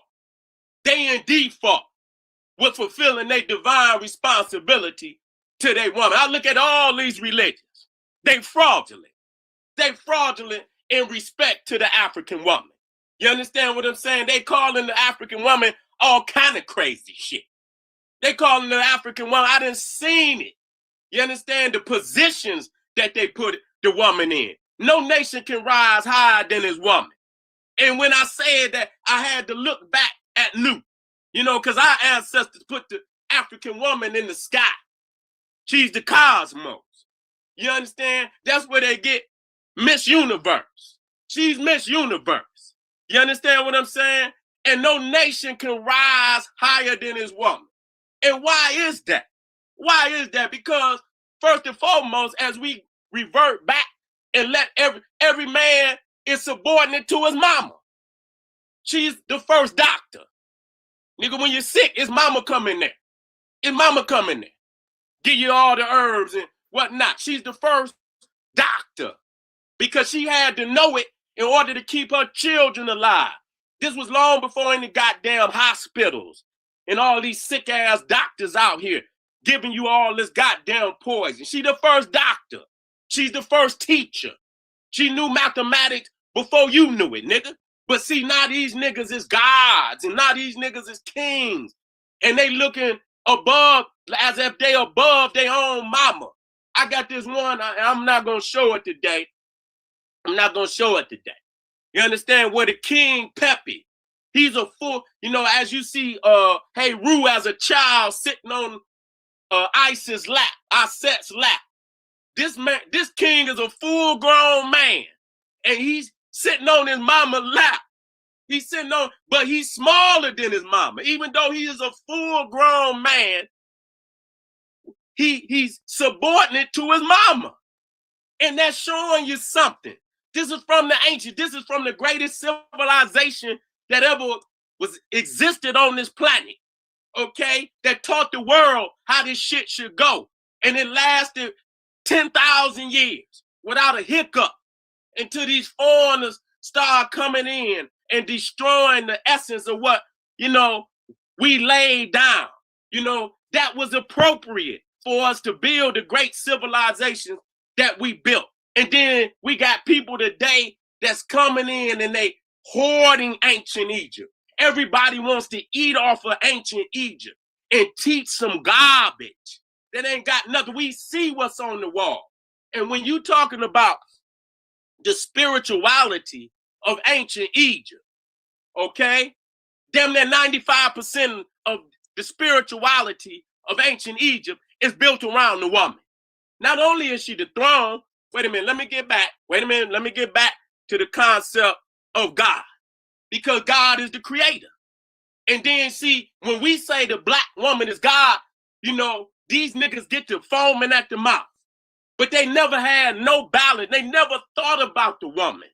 They always gave her a subordinate role in these religions. Even when you go to Christianity, you know, even in Catholicism, though, you know, Mary is all powerful in Christianity, they always show her beneath God the Father, God the Son, and God the Holy Spirit. She's beneath them. I can go in all of them, and I don't give a goddamn which one of them it is. They got her in the subordinate role. You know, some religions, whatever you want to call it, you understand, occults, whatever the fuck you want to call it. You understand? Some of them call the woman the earth. She's the earth. The man is the God, and she's the earth. Well, then, in all science that I know of, like produce like. Horses produce horses. Trees produce trees. Gods produce gods. How the hell the earth gonna produce a god? Huh? And she not be God. And the damn God is greater than the goddamn earth. How? I don't understand that. You cannot be something different than your mama. Okay, so if the man is a God, how the woman gonna be something different? See, like produce like. Dogs produce dogs. Cats produce cats. Okay, you ain't gonna get something to produce something unlike itself. So if the man is God, then the woman is God. Okay, she's the creative force, and so that's why I had to stress the fact that the black woman is God, because she's the creative force. She's the one having these babies. And let me tell y'all something. I'm gonna get busy with y'all today. You niggas that ain't even have a thought. You couldn't even have a thought, nigga, until you was born. So your birth is the greatest event in your life. You understand? When your mama give birth to you, then you understand? Now you a part of existence. You couldn't even exist. You couldn't even have a thought if your mama did not give birth to you. Okay? You're blessed to be here under these situations that we living in, because you could have easily been flushed down the fucking toilet somewhere. You understand? Most of the time, that's on mama. The nigga done ran some goddamn where. He didn't opt out. He using her only as a physical instrument. You understand? He don't look at her as a spiritual deity. He look at her as an instrument to do his freaky shit. And then if the baby come, the nigga opt out, send her on down there to the beast to flush the baby down. That show you that, you know, that's what happened when you put the man first. And he don't have no spiritual understanding that his woman is a divine entity. Okay? That's what happened. All these niggas running around talking about they gods and kings and be the first nigga send that woman down there to give up her child. Because he ain't got no responsibility to that woman at all. And so we're gonna have to talk to our sisters. These sisters got to become social engineers. This is your world. See, we getting back to the woman being 95% of the spirituality of a. She's even the law. She's the law. She's she's mathematics. She's the balance. See, you got to bring that heart of yours and put it on the balance of Big Mama, and that it got to wait. She's the universe. You understand? Is moving with the principles of Maya. But let me just also bring this to the table. Now there are different archetypes of women, right? Let's talk about the Ma'atian women, and then let's talk about the other archetypes. You have some archetypes of women that will work against themselves, against their own creation. And that is where, I did a show and we talked about the woman's role in E5. Now E5, hold on, let me just do this. Let me stop this because let me do this. I'm sorry.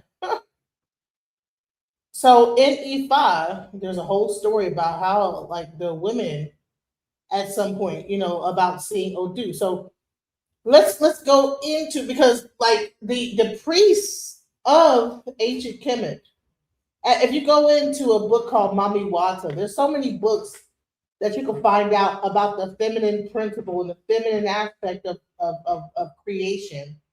But the thing is that femininity has been subdued in the current system that we live in. And so but there's also archetypes of women. let's go into the archetypes. Let's hear this. Let's go. Initiated to Ifa, not initiated to Ifa, but he's definitely married to me, you know? Right. And so, I would have missed out on my blessing had I listened to, some of her words of wisdom. She also said the only thing that Ianifas can't do, or women in Isheshe can't do, are see Odu. Well, that's not true. Some women have seen Odu. Some women actually have Odu. And there's different types of initiations, for that.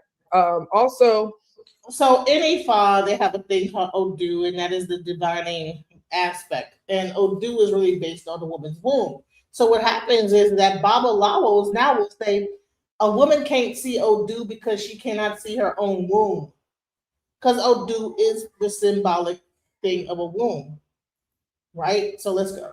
women can't wear masquerade unless you are initiated to like Gala Day. So, or Gala, I don't know how you pronounce that, but it's just the more you know, sis. But I appreciated her passion.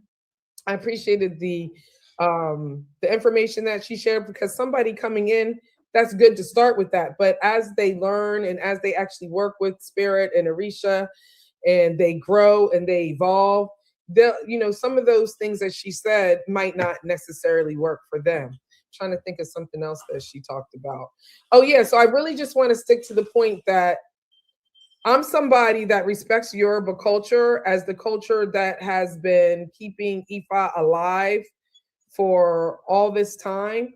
But I really like the technology of Ifa, and we have to. That's where my intent is. It's on the spiritual technology, the ancestral technology. Yeah. And not so much into like the man-made things, because if you think about it, somebody created the initiation, somebody created the shrine, the beads, all those traditions, the culture.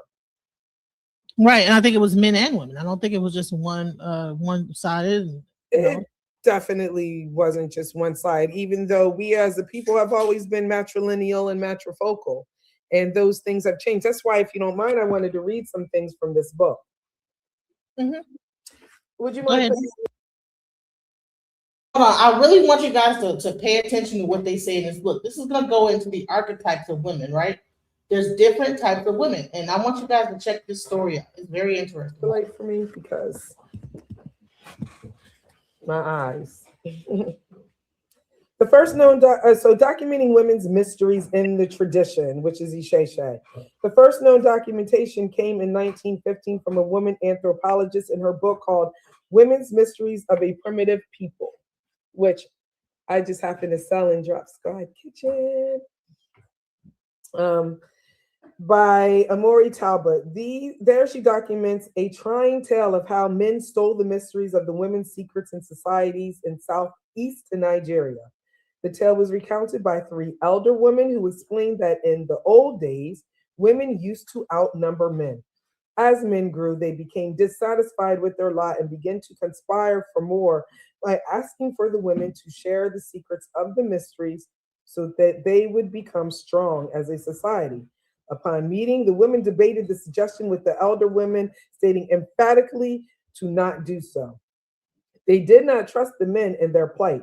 The younger women, however, fought on behalf of their husbands and suggested that the elder women cared only for things of yesterday and that it was a new day.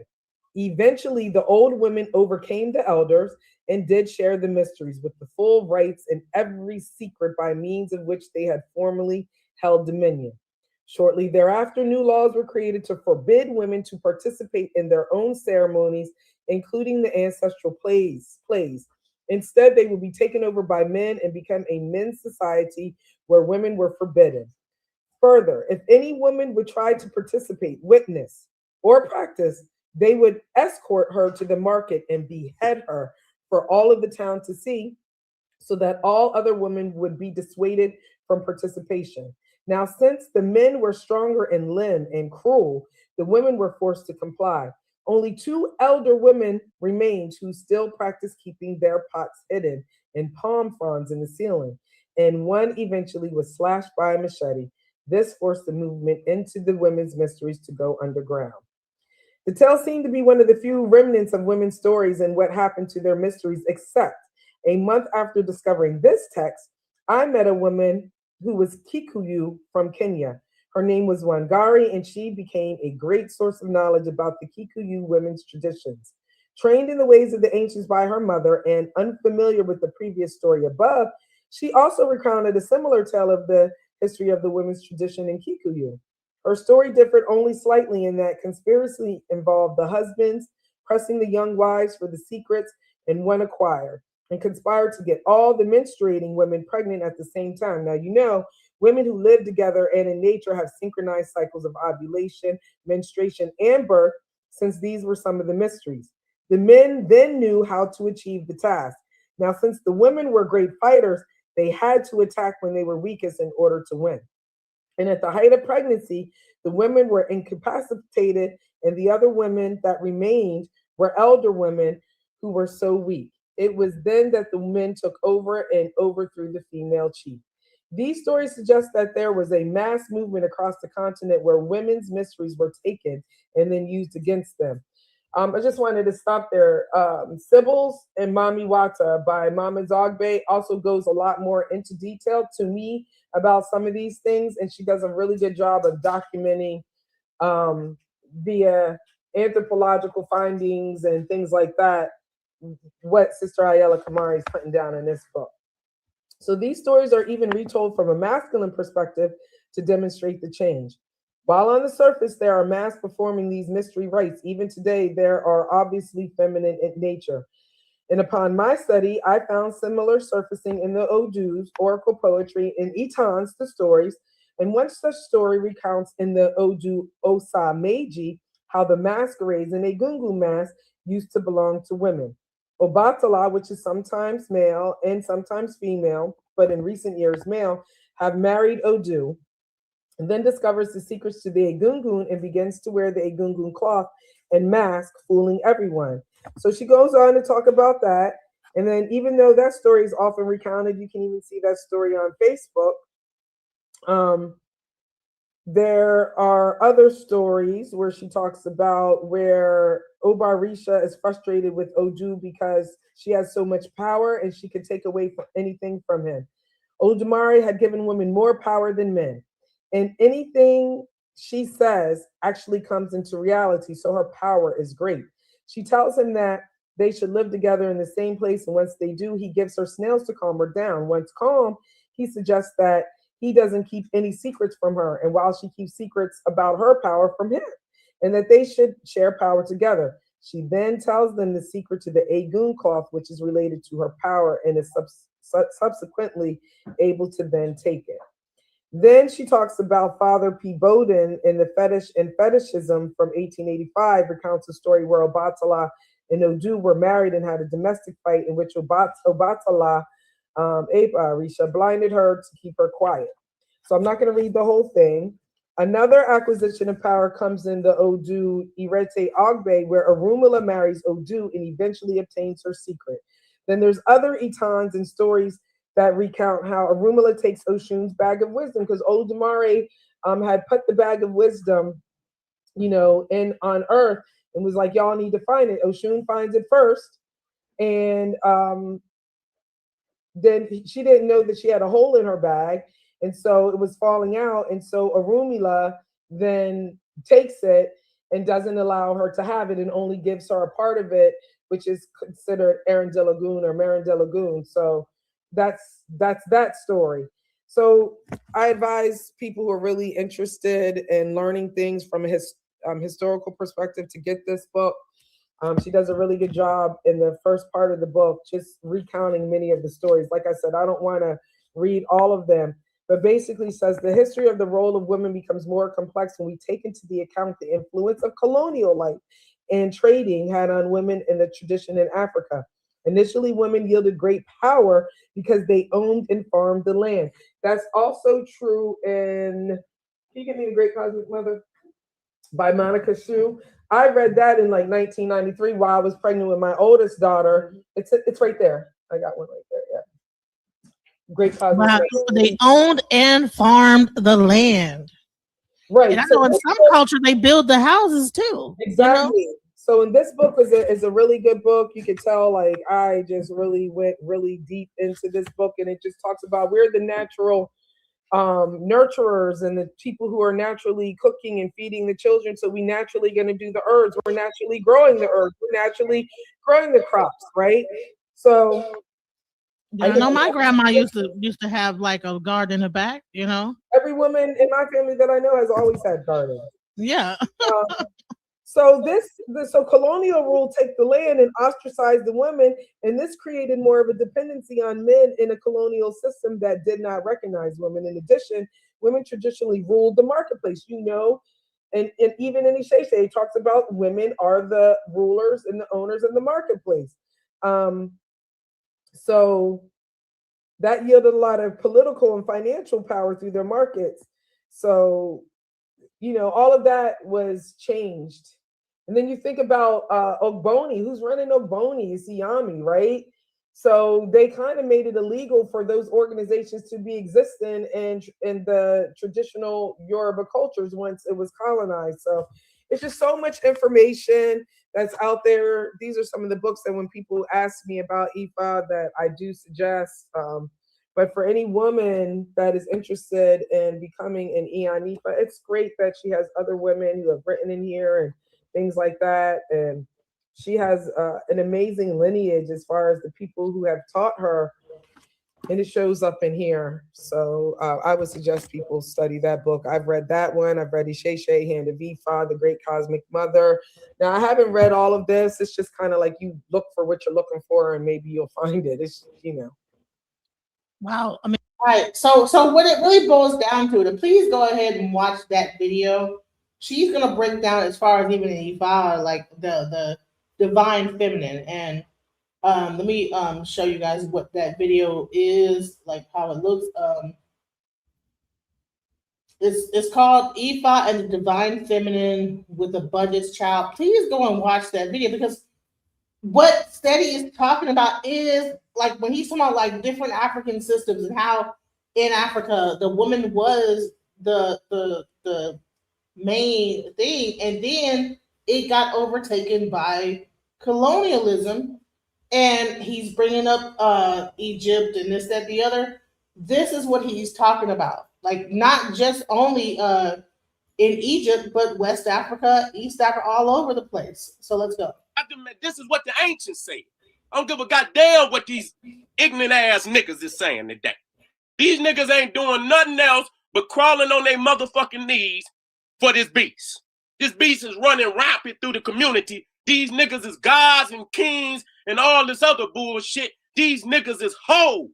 They won't even fight like men no more. Back when I was coming up, a man looked you in your goddamn eye. These niggas go on the internet with Twitter fingers and shit, trying to flag videos and shit. Won't see a man eye to eye. Nigga, you'll never beat me. The sisters love me. Not in no sense. They love me because they know I protect the throne. They know I'm the first one that's going to go up there and protect the throne, protect the temple, protect the laws of Big Mama, run this down like a priest from ancient Egypt supposed to. You niggas is delinquent. You niggas is delinquent. And when a nigga do try to give you the way to redeem yourself, nigga, you can't do it. You ain't got enough heart to do it. So, you know, today we have to express to our babies and to our sister, she's the social engineer of this community. And if she want a better community, she gonna have to put down the blueprint, the law to these babies. Because I'm just gonna tell you, these niggas do not have the capacity. And the ancients already knew this. Willie Lynch already know this. It got to be in the mind of the woman. But she got to have some defense.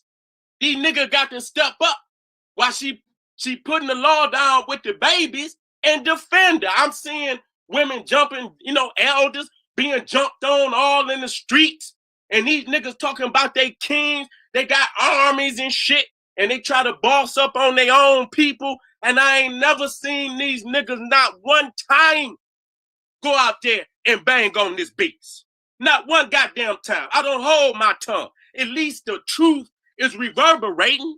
It's reverberating through the universe. That's why they trying to stop me every goddamn chance. And I don't know no other way but to drop the truth raw, because it's detrimental at this time. We losing too many of our people, too many of our family, too many of our children, too many of our brothers and sisters. We losing too many. So we have to put the goddamn truth. We ain't no time for no cut. If you niggas is egotistic because a nigga is cussing or whatever, goddamn it, this is what they do in revolutions. Niggas always talking about they in a goddamn revolution, and then when a nigga cuss, goddamn it, you get your panties all in a goddamn crutch, goddamn it, and that's what they do in revolutions. See, when you're never comfortable in a revolution.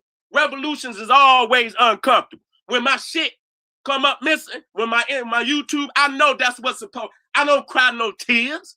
I've been going through this shit all along. What the fuck? I'm on the white man shit, and I'm banging on his ass. And so when they snatch my shit down, that let me know I'm hitting their ass where the fuck it hurt. And they taking my shit down because they know the truth that I'm spitting up is waking up brothers and sisters all over the goddamn planet. You niggas is local, nigga. You understand what I'm saying? I thank the ancestors, nigga. My name is being spoken on the other side of the goddamn planet. I got people all in my damn inbox and email from all over the world that thank me for spitting this truth. You niggas can't stop that. That's not a lie. Nigga, that's real talk. Because the family feel it all over the goddamn planet, nigga. How the hell you think you gonna stop me? That's ridiculous. As long as my family respect and love me, I'ma always be here. You know what I'm saying? And so, again, we looking at Maya being mathematics. Okay, she was the first educator of math. You understand? The first person that ever laid down a blueprint for the housing. When you go to Africa, it's the sisters that build the houses. Okay? They the ones out there building the houses. You understand? They was the first engineers. So when you talking about that pyramid, she laid down the first mechanical civil engineer on the planet. So, and that led up to the development of the pyramid. She started the development for that. Okay? When we talking about mathematics. Now you hear all these Freemasons and all these niggas talking about, but they speculative Masons. It was the sisters that built the houses. It was the sisters that developed agriculture.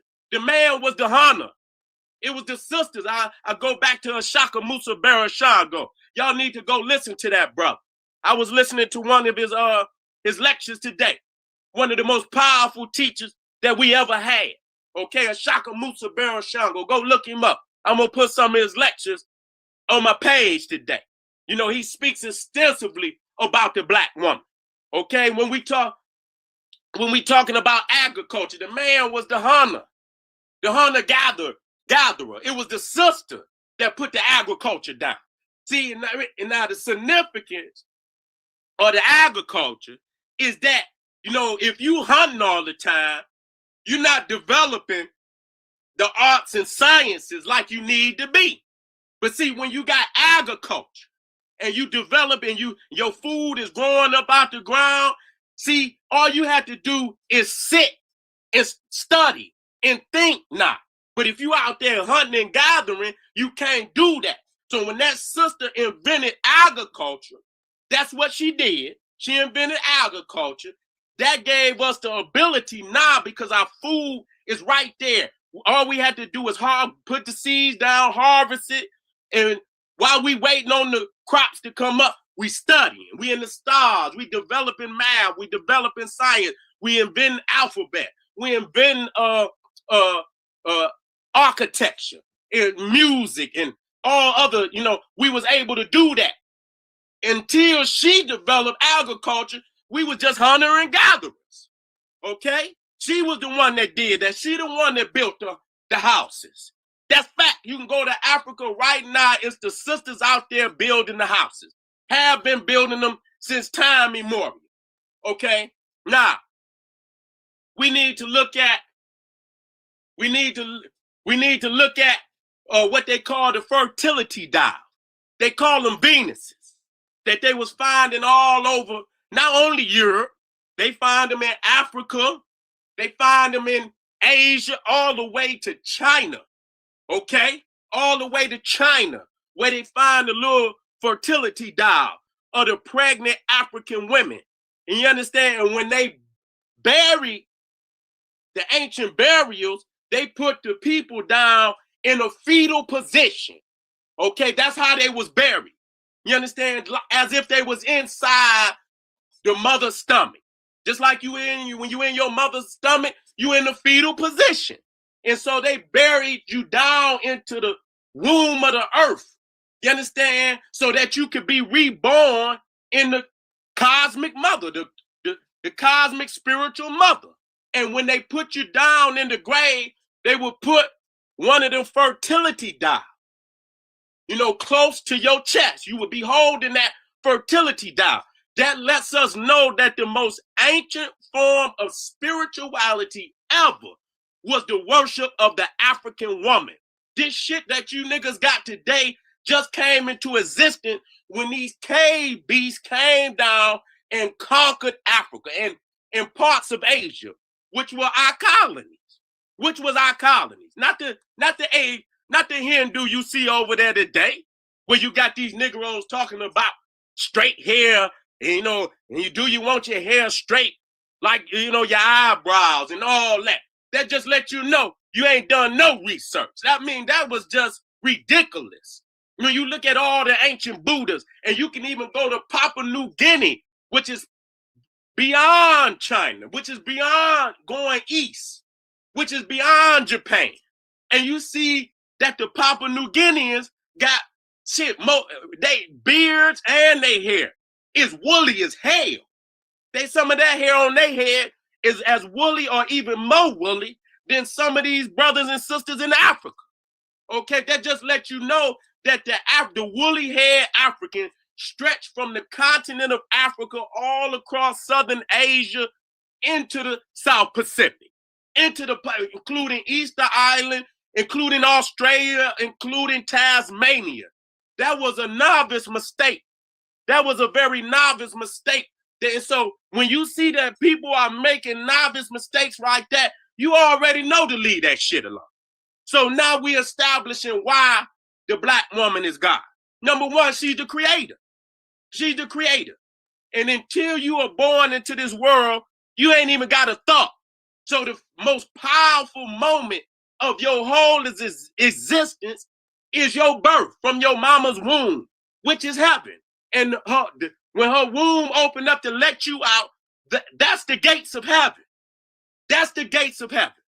Now we got to talk about the woman being the temple. Because not only was she the throne, not only was she heaven, and that's why we say no nation can rise higher than its woman. Okay, when you looking at, and I'm gonna get to the temple. When you thinking about Nut, when you think about Nut as the heavens, being the mother of Ra, which is the sun, that's the cosmological aspect of Isis and Heru. It's the same story. Isis and Heru is anthropomorphic. It's the cosmological story of Nut and Ra told in human aspect. Okay? Our resurrection was patterned on the resurrection of the sun. Okay, so that's how we knew that we were going to be reborn again into the afterlife, because we saw the sun being resurrecting every day. And so we knew that if the sun resurrected, we resurrected. We didn't resurrect in the physical life, we resurrected in the spiritual life. Okay? And in order to be reborn, you had to be reborn through the cosmic womb. Okay? So when we look out into the cosmos, the womb of Nut is the black hole. The black hole. That's the womb of Nut. See, so when you talking about all that Big Bang shit, they didn't, break down the spiritual aspect. See, the Big Bang is that cosmic orgasm that happened to where, you know, everything in existence came to be. It came from a cosmic orgasm. That was the bang, nigga. But they raped it down from its spiritual aspect. You understand what I'm saying? They raped it down from it. And so you got a cosmological story, which is Nut and Ra. You have the anthropomorphic story, which is Aset, Heru, and Asar, which is nothing but the sun. Aspects of the sun told in an anthropomorphic story. Anthropomorphism is where you take cosmological entities and give them human-like characteristics. Okay, just like they say, the man in the moon. Ain't no man in the, but that's anthropomorphic. So, Heru as the child is the sun, reborn into the world. Osiris is the dead king. He's the sun in his decline.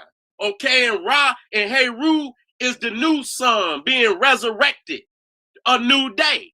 Okay, and then you also have a zoomorphic part of the story because Aset is also the sacred cow. She's also the golden calf. Okay, that's why you see, why? Because she's a nourisher. She's a provider. Okay, ain't no man providing shit. We've been praying to these masculine deities and they ain't never done shit for us. That woman is the one, when you come out, ain't no child ever cried for no goddamn church. Ain't no child ever came out the womb crying to go down to a mosque. Okay, ain't no child ever came out the womb crying to go down to the synagogue. It knows who its God is, and it knows who can sustain it. It already know because, you know, a child is on the inside. It's being fed, right? If I'm mistaken, it's being fed from its umbilical cord and the placenta as she eat. Now, when that child come out the womb, the mouth is already suckling. You can see the mouth. It already know, and it ain't never been out the womb yet. It ain't never been out the womb, and it's already mouth already moving to get on that breast. Already moving. You'll see that child mouth moving. It's hungry. It already know. You know what I'm saying? And so that's the child's God. And then you can't eat no damn Bibles, can't eat no Qurans, can't eat no Torah. And so that woman sustain you, feed you. She's the provider. She's the golden calf. Okay, she's the nourisher. Now you got all these masculine deities, and they the providers. I ain't never seen a man nourish a child. Ain't never seen ain't no Similac goddamn 3,000 years ago. They just started that old synthetic way of feeding the children. You know, it was the woman. So you come up on your mama, and she's the one that teach you your numbers, teach you your alphabet, teach you language, teach you mathematics, teach you everything. And now these niggas is gods and kings, and they looking down on the woman. And most of these niggas is sleeping on their goddamn mama and grandmama couch right now. Okay? A lot of these niggas is sleeping, and that's okay if you is, but if you God and you still making sandwiches and shit, sneaking around at night in granny house and shit and creeping in a goddamn refrigerator, and you did not you God and you king and she not God, there's something psychologically wrong with your ass. You understand? There's something you'll never be bigger than Big Mama. Nigga, never. I wouldn't give a fuck what your God, your prophet, or any of them niggas ever wrote in the goddamn book, because his ass had to come through the same way as anybody else. If his mama had not fed him and nourished him and provided for him, that prophet and that goddamn God will be somewhere in the goddamn ground just like anybody else. He's not above his mama. So we establishing that the black woman, the African woman, is God. She is God. And I don't want you to argue about it, because when you was praying to Jesus, when you was praying to Allah, when you was praying, you didn't even speak about the black woman as a form of deity. You was all right with the imbalance. That's why the white man is imbalanced. And so you was all right with that. As soon as you heard that the black woman was God, you niggas started foaming. Nigga, it's like you done put a fucking anomaly in your fucking hard drive that you That fucked you up. You understand? Because when you say the black woman is God, that only means she's a part of, she is the whole, she damn near the whole part. Yes, the man passes on his seed. But after that, that nigga gone. He disappeared. He's gone. He could die. You understand? But if in the ancient, if that mama died, you in threat. Your existence is in threat. If you ain't got another sister that usually come along, usually in Africa, if the mama die, some other sisters take that baby. Ain't no goddamn man can raise no baby. He gonna need some form of a woman to feed that baby. Okay, so she is the nourisher. She is the provider. Now we get into the temple. We get into the temple now. So when we look at Aset being the throne, her sister Nebhet was the temple. And that's why when you go to all of these great cathedrals in Europe, Notre Dame, okay? And when you go to Turkey, the Hagia Sophia, okay? They name after women because the true temple is the body of the black woman, okay? This is where everything takes place that's divine, okay? And so what is these niggas doing today? They spitting on the temple of African people, okay? If you selling that woman poison, you understand? She putting that poison in her body. It's going into her womb, going into her children, nigga. You are defiling the temple. God damn it, we have to, and I'm very harsh on niggas selling that shit to women. You know what I'm saying? I'm very harsh on you niggas. You understand what I'm saying? Because that is the temple, that is the incubator of our nation. And that's why our children, you look at the children and you wonder why they in the predicament they in. Then that's, you know, the sisters got to rise above that, where they putting all this poison in their body. Because you're the sacred temple of Africa. And you want to know why we in the predicament we in, because a lot of the poison that we putting in our body, and also a lot of the poison that we putting in our mind. Okay, so when we talking about the African woman as the temple, when you see the two pylons in front of the temple, okay, those are the legs of the African woman parting. And then you see that one little piece in the middle. It's like a empty piece in front of the pylon. When the sun rise up and come up that pylon, because when you go into the Holy of Holies, that's the womb. When you go into the Holy, where the deities is in the Holy of Holies, that's the birthing house within the temple of the gods. This is where the gods, so the temple is the woman.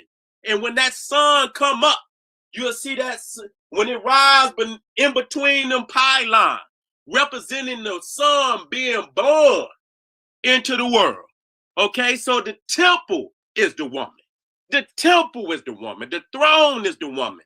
The law is the woman. The laws of the universe, how these planets are moving and, you know, they synchronize. You understand? Ain't nothing crashing. Everything is moving in divine order. That is the spirit of the African woman. Okay, y'all niggas got to get y'all mathematics together. Y'all didn't add that shit up right. Okay? Y'all need, and I see you niggas. You niggas is out there running around with Becky and Julie and all that other shit. Yes, she is. Yes, she is. Yes, she is. Yes, she is. That's what you're doing. You understand? You're running around out there with these other peoples, God damn it. You understand what I'm saying? And that you ordaining, you understand, the fall of your own family, God damn it, to lift another woman up that don't give a goddamn about your ass. Don't give a goddamn in sucking the life out of your ass. Okay? And here you got the greatest woman on the planet ever gonna walk the goddamn planet. Right there you miss, and you ain't doing nothing to uplift that woman. When you uplift the woman, you uplift the children. You wonder what's wrong with the children? You ain't uplift her mama. And these young brothers not gonna respect you as their father when you let this damn beast jump on his mama every day, and nigga, you jumping on her with your weak ass.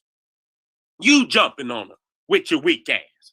And so, you know, this sister is going to have to teach her sons to be the conquering lion.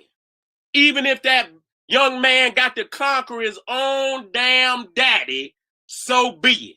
Even if that son got to conquer his own damn daddy, so be it.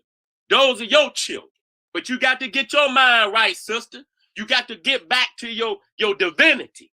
It can't be about, being hateful towards the man, because, your son is coming up. He going to be the one that you ordained the new king. So you can't be hateful against African manhood. You got to uplift African man so he could do what he's supposed to do. See, just like when you see our set, when Osiris failed and he was murdered, it was our set that pieced Osiris together. She went around the whole nation to find, because Set had placed a piece of Heru all over Egypt, and she went around the whole nation to piece them back together.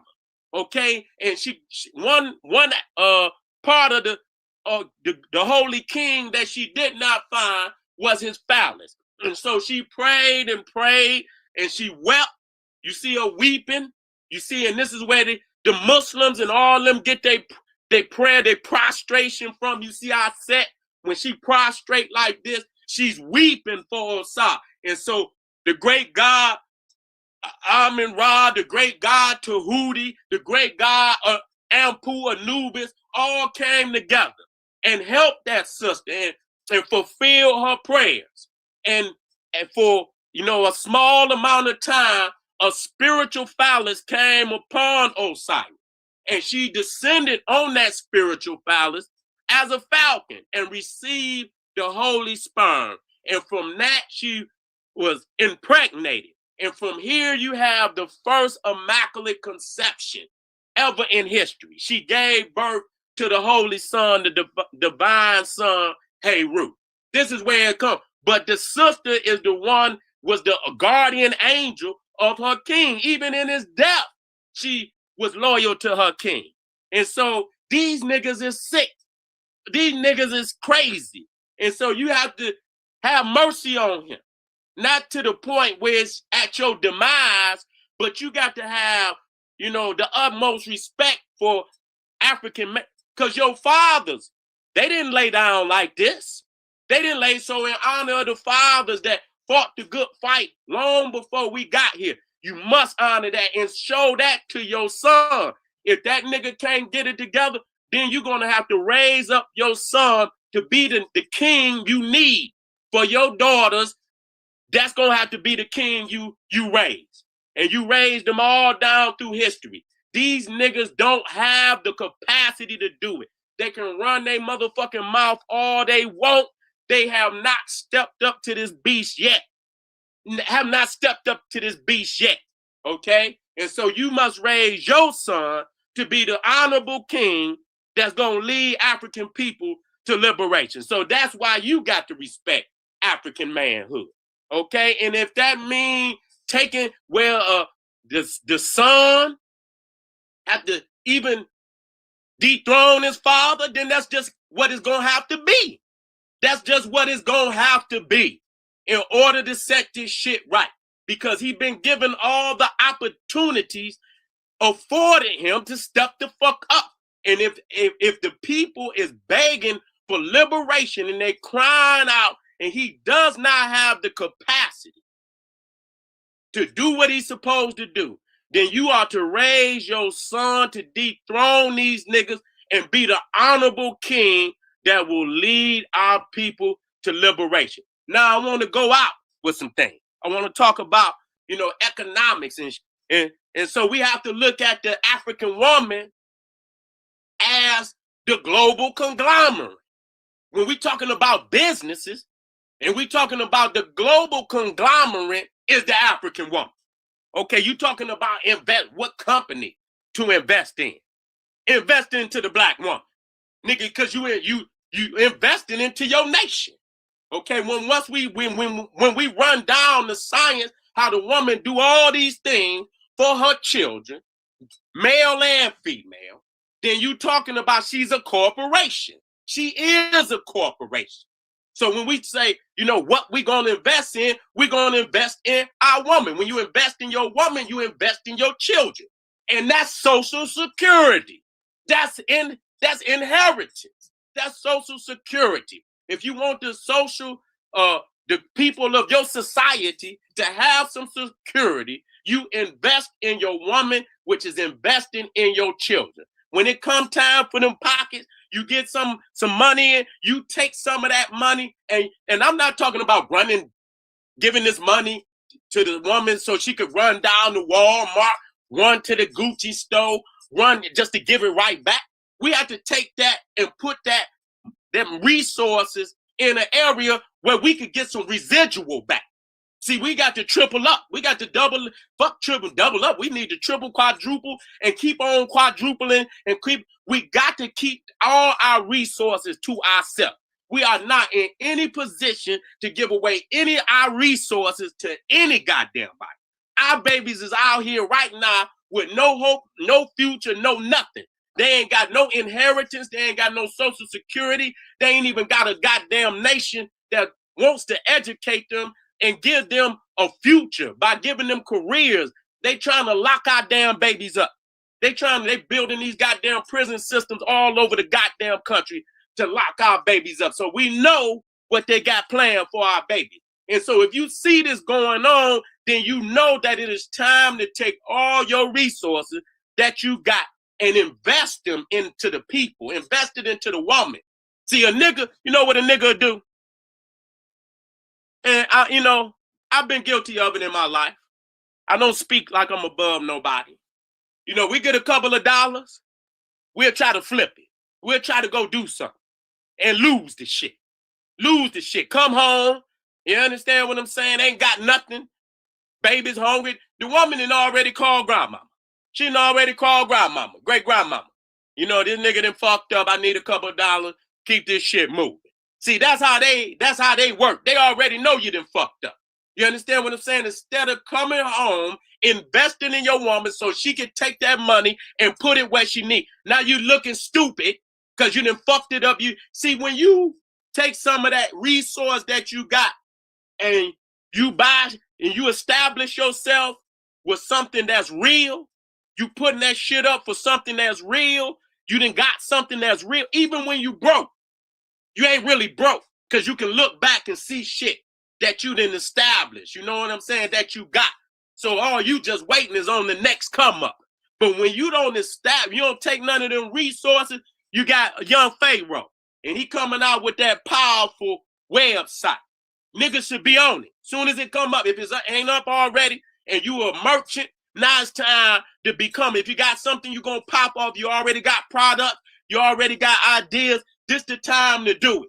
Because he gonna network this all over the globe. And so you can make international moves. This the time. Okay? And then when you start building, you can put something off into your community, put something off for your family. Something that can establish you for the long term. See, when you take some of that resource and you establish something, you buy something that you know gonna always, whether it's a house, whether you whatever it is. You understand what I'm saying? Even if you're sitting on it, if you're just sitting on it and you got it and you building it up for a bigger day, that's cool. But at least you got some form of establishment. We got to quit running down here, giving our money to these other people, investing in their children, investing in their people, while they go and build their community up, and then our community is dilapidated, falling down, and we always begging somebody when they gonna come down here. When you gonna build your own shit? You shouldn't be looking downtown or looking to these people to build you nothing. They ain't never done that. So why is you still confused in this day and age, waiting on somebody to do something for your silly ass that you could have been done for yourself? We did the rundown. How you niggas just buy all this goddamn bullshit. You give billions of dollars to the church. You give millions of dollars just on goddamn liquor and weed and all this other shit. And then you sit back and wait on another motherfucker to come build something for you, nigga, that you could build for yourself. So you invest in your woman, but you don't want to invest in your woman, and that's why the white man go invest in your woman. And you wonder why these black women is going to the other side because in this day, we still crippled as black men. We won't take our resources because we hate on each other over every motherfucking thing. We can't even go on the internet where you niggas are doing backward flip for one goddamn woman on the internet. She ain't talking to none of you niggas. Okay, y'all niggas up there flipping and doing all type of acrobat for one goddamn woman. You understand? Ain't none of you niggas gonna get her. And you hating on the next nigga just to get a couple of likes and a couple of, you know, so you can, I see a whole goddamn row of niggas on one woman. I would never, ever lower myself to chase after another woman where it's about 100 niggas in the goddamn comments. I'm a motherfucking king. I'm not putting no goddamn comments down in there with a bunch of other thirsty ass niggas. That just let me know where y'all niggas' minds at. And you see the next nigga in there with all that garbage, and the next, and you think she gonna see you above all these niggas? Y'all niggas is simple and hate on the next man for a woman you ain't gonna never get. You niggas is weak. You niggas is weak. And then when you see a real king come along, God damn it, that even, you know, you look in the mirror and it just is, you know, you see your weakness. When you look at a strong king, you see your own weakness. But instead of you pulling yourself up and straightening yourself out, you fall even lower, nigga. In here playing Twitter fingers, hating on a nigga, flagging videos, and then come on here talking about you a king and you a motherfucking god. You's a hoe, nigga.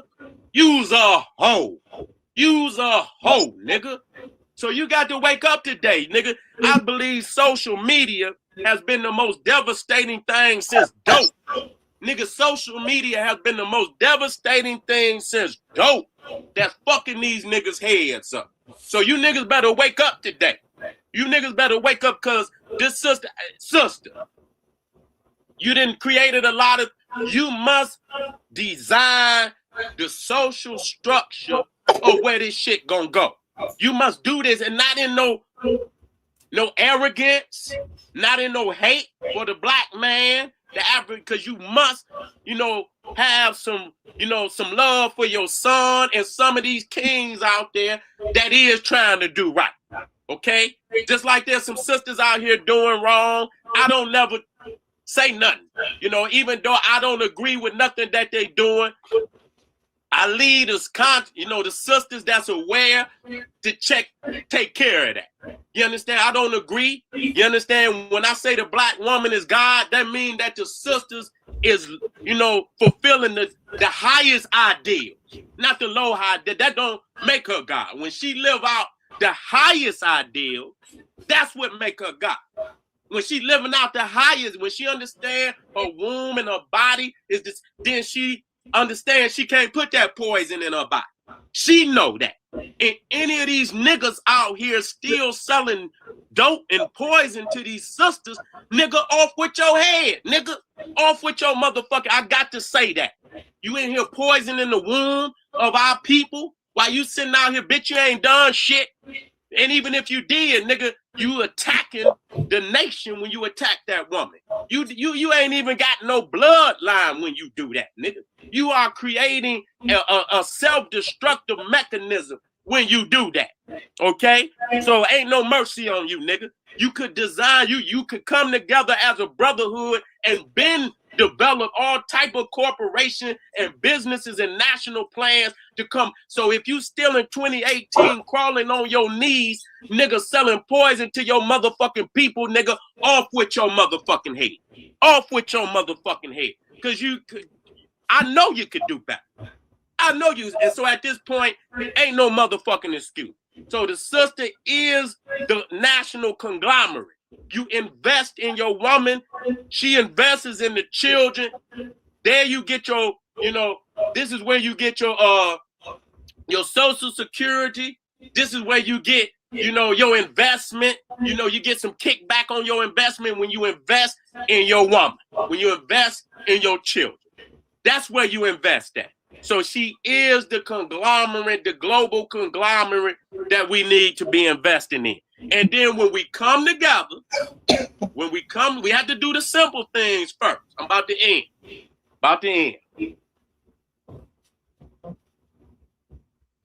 about to end. We got to do the simple things first. We can't go doing no big old grandiose thing until we do the simple things first. We have to look in the mirror. Each one of us got to look in the mirror and say, who am I? Who am I? What is my destiny? How do I intend to get there? Who I'm going to take and who I'm going to leave behind when I get ready to go. I'm going to say it to you again. You got to continue to look in that mirror every day, and you have to ask that question. Who am I? Ask that question first. Who am I? Establish first who you are. What is my destiny? What is my spiritual destiny on this planet? What is that? And once you establish who you are, what your destiny is, then you must establish how do you intend to fulfill your destiny?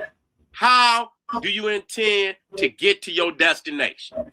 And lastly, who I'm going to take and who the fuck I'm going to leave behind when I get ready to go. Because once you establish what your destiny is, and once you put that blueprint out there for how you intend to get there, you should not let a motherfucker on this planet deter you from getting to your destiny and your destination. Nobody. So that means you're going to have to leave some of these motherfuckers behind.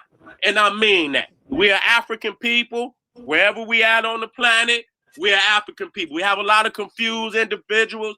Those are the ones you're going to have to leave behind. Those are the ones you're going to have to leave behind. Do not let them deter you from your destiny. Establish your destiny and you move with it. Okay? And then once we establish where we, the ones that's going in the same direction, then we can begin to unify. But we got to first, as individuals, we have to establish who we are and be serious and know that's who we are. And then once you are sure, 100%, then you will know your destiny.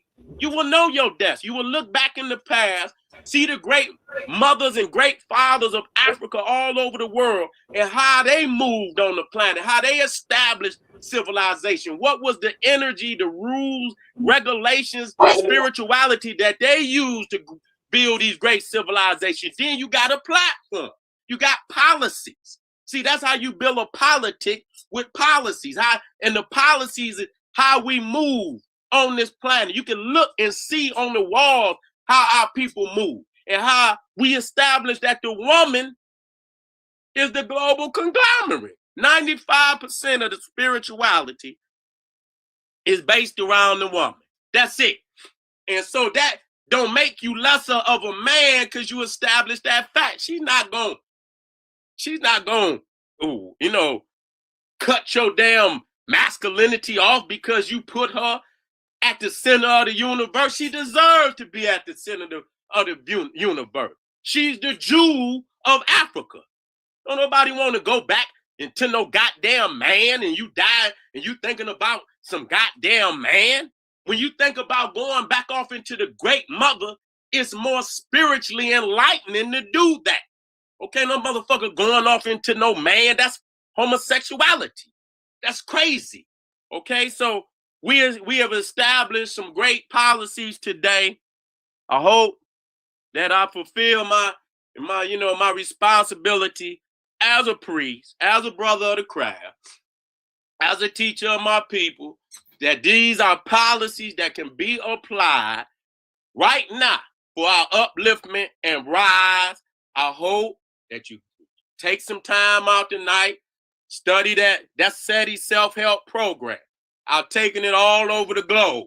SETI self, who am I? What is my destiny? How do I intend to get there? Who I'm going to take, who I'm going to leave behind when I get ready to go. And you understand what I'm saying? And then once you establish that, what I need when I show up to where I'm going. You understand? When I get ready to go, I need certain things with me when I show up to where I'm going. You understand? But that's part two. But we got to get you through part one first before we go to part two. All right, family, I love you. Thank you for coming out. Thank you for coming out. Yeah, thank you for coming out. Thank you for coming out. Would you please share? Please share if you can. My new I still got 120 something people. You understand what I'm saying? So that's beautiful for just coming on on the channel live for the first time. That's beautiful. That's beautiful. You know what I'm saying? That's beautiful. I thank y'all for coming out. If you can share my page, I'm gonna come on and I'm gonna have to go hard in the paint, to get this channel back up. So I'm coming back live tomorrow. If I'm not live, I need to be here. I need to be here teaching in some capacity to get this channel back up and rolling. And if you could help me, you know what I'm saying, spread the word, because people gonna be looking for me. They ain't gonna know where I'm at. If you could share it and let people know that this is my new channel, I appreciate you very much. You know what I'm saying? I love you. This is the General Sara Suten Seti saying, hey, arm yourself with knowledge. Bang on that wicked ass beast daily. Liberation through African education and confrontation. I love you, black woman. Hey, love you, brother, too. Step up and be a king, nigga. General Seti, Miami, May 12th. The information is in the description. Come on down. I need my soldiers. I need y'all to come on out. I need my soldiers to come on out. So if my soldiers hear the call from their general, then there it go. I done sent that call. I need my soldiers in the house. All right, family. I love you. African, ancient Egyptian, black power. Just when I thought I couldn't find my way out, yeah, I searched the God in me to find my way out. I know it can seem way out, but the Creator flows to and through me from way out. I'm talking way out, yeah. See if you believe in the God in you, it's a better place. Creating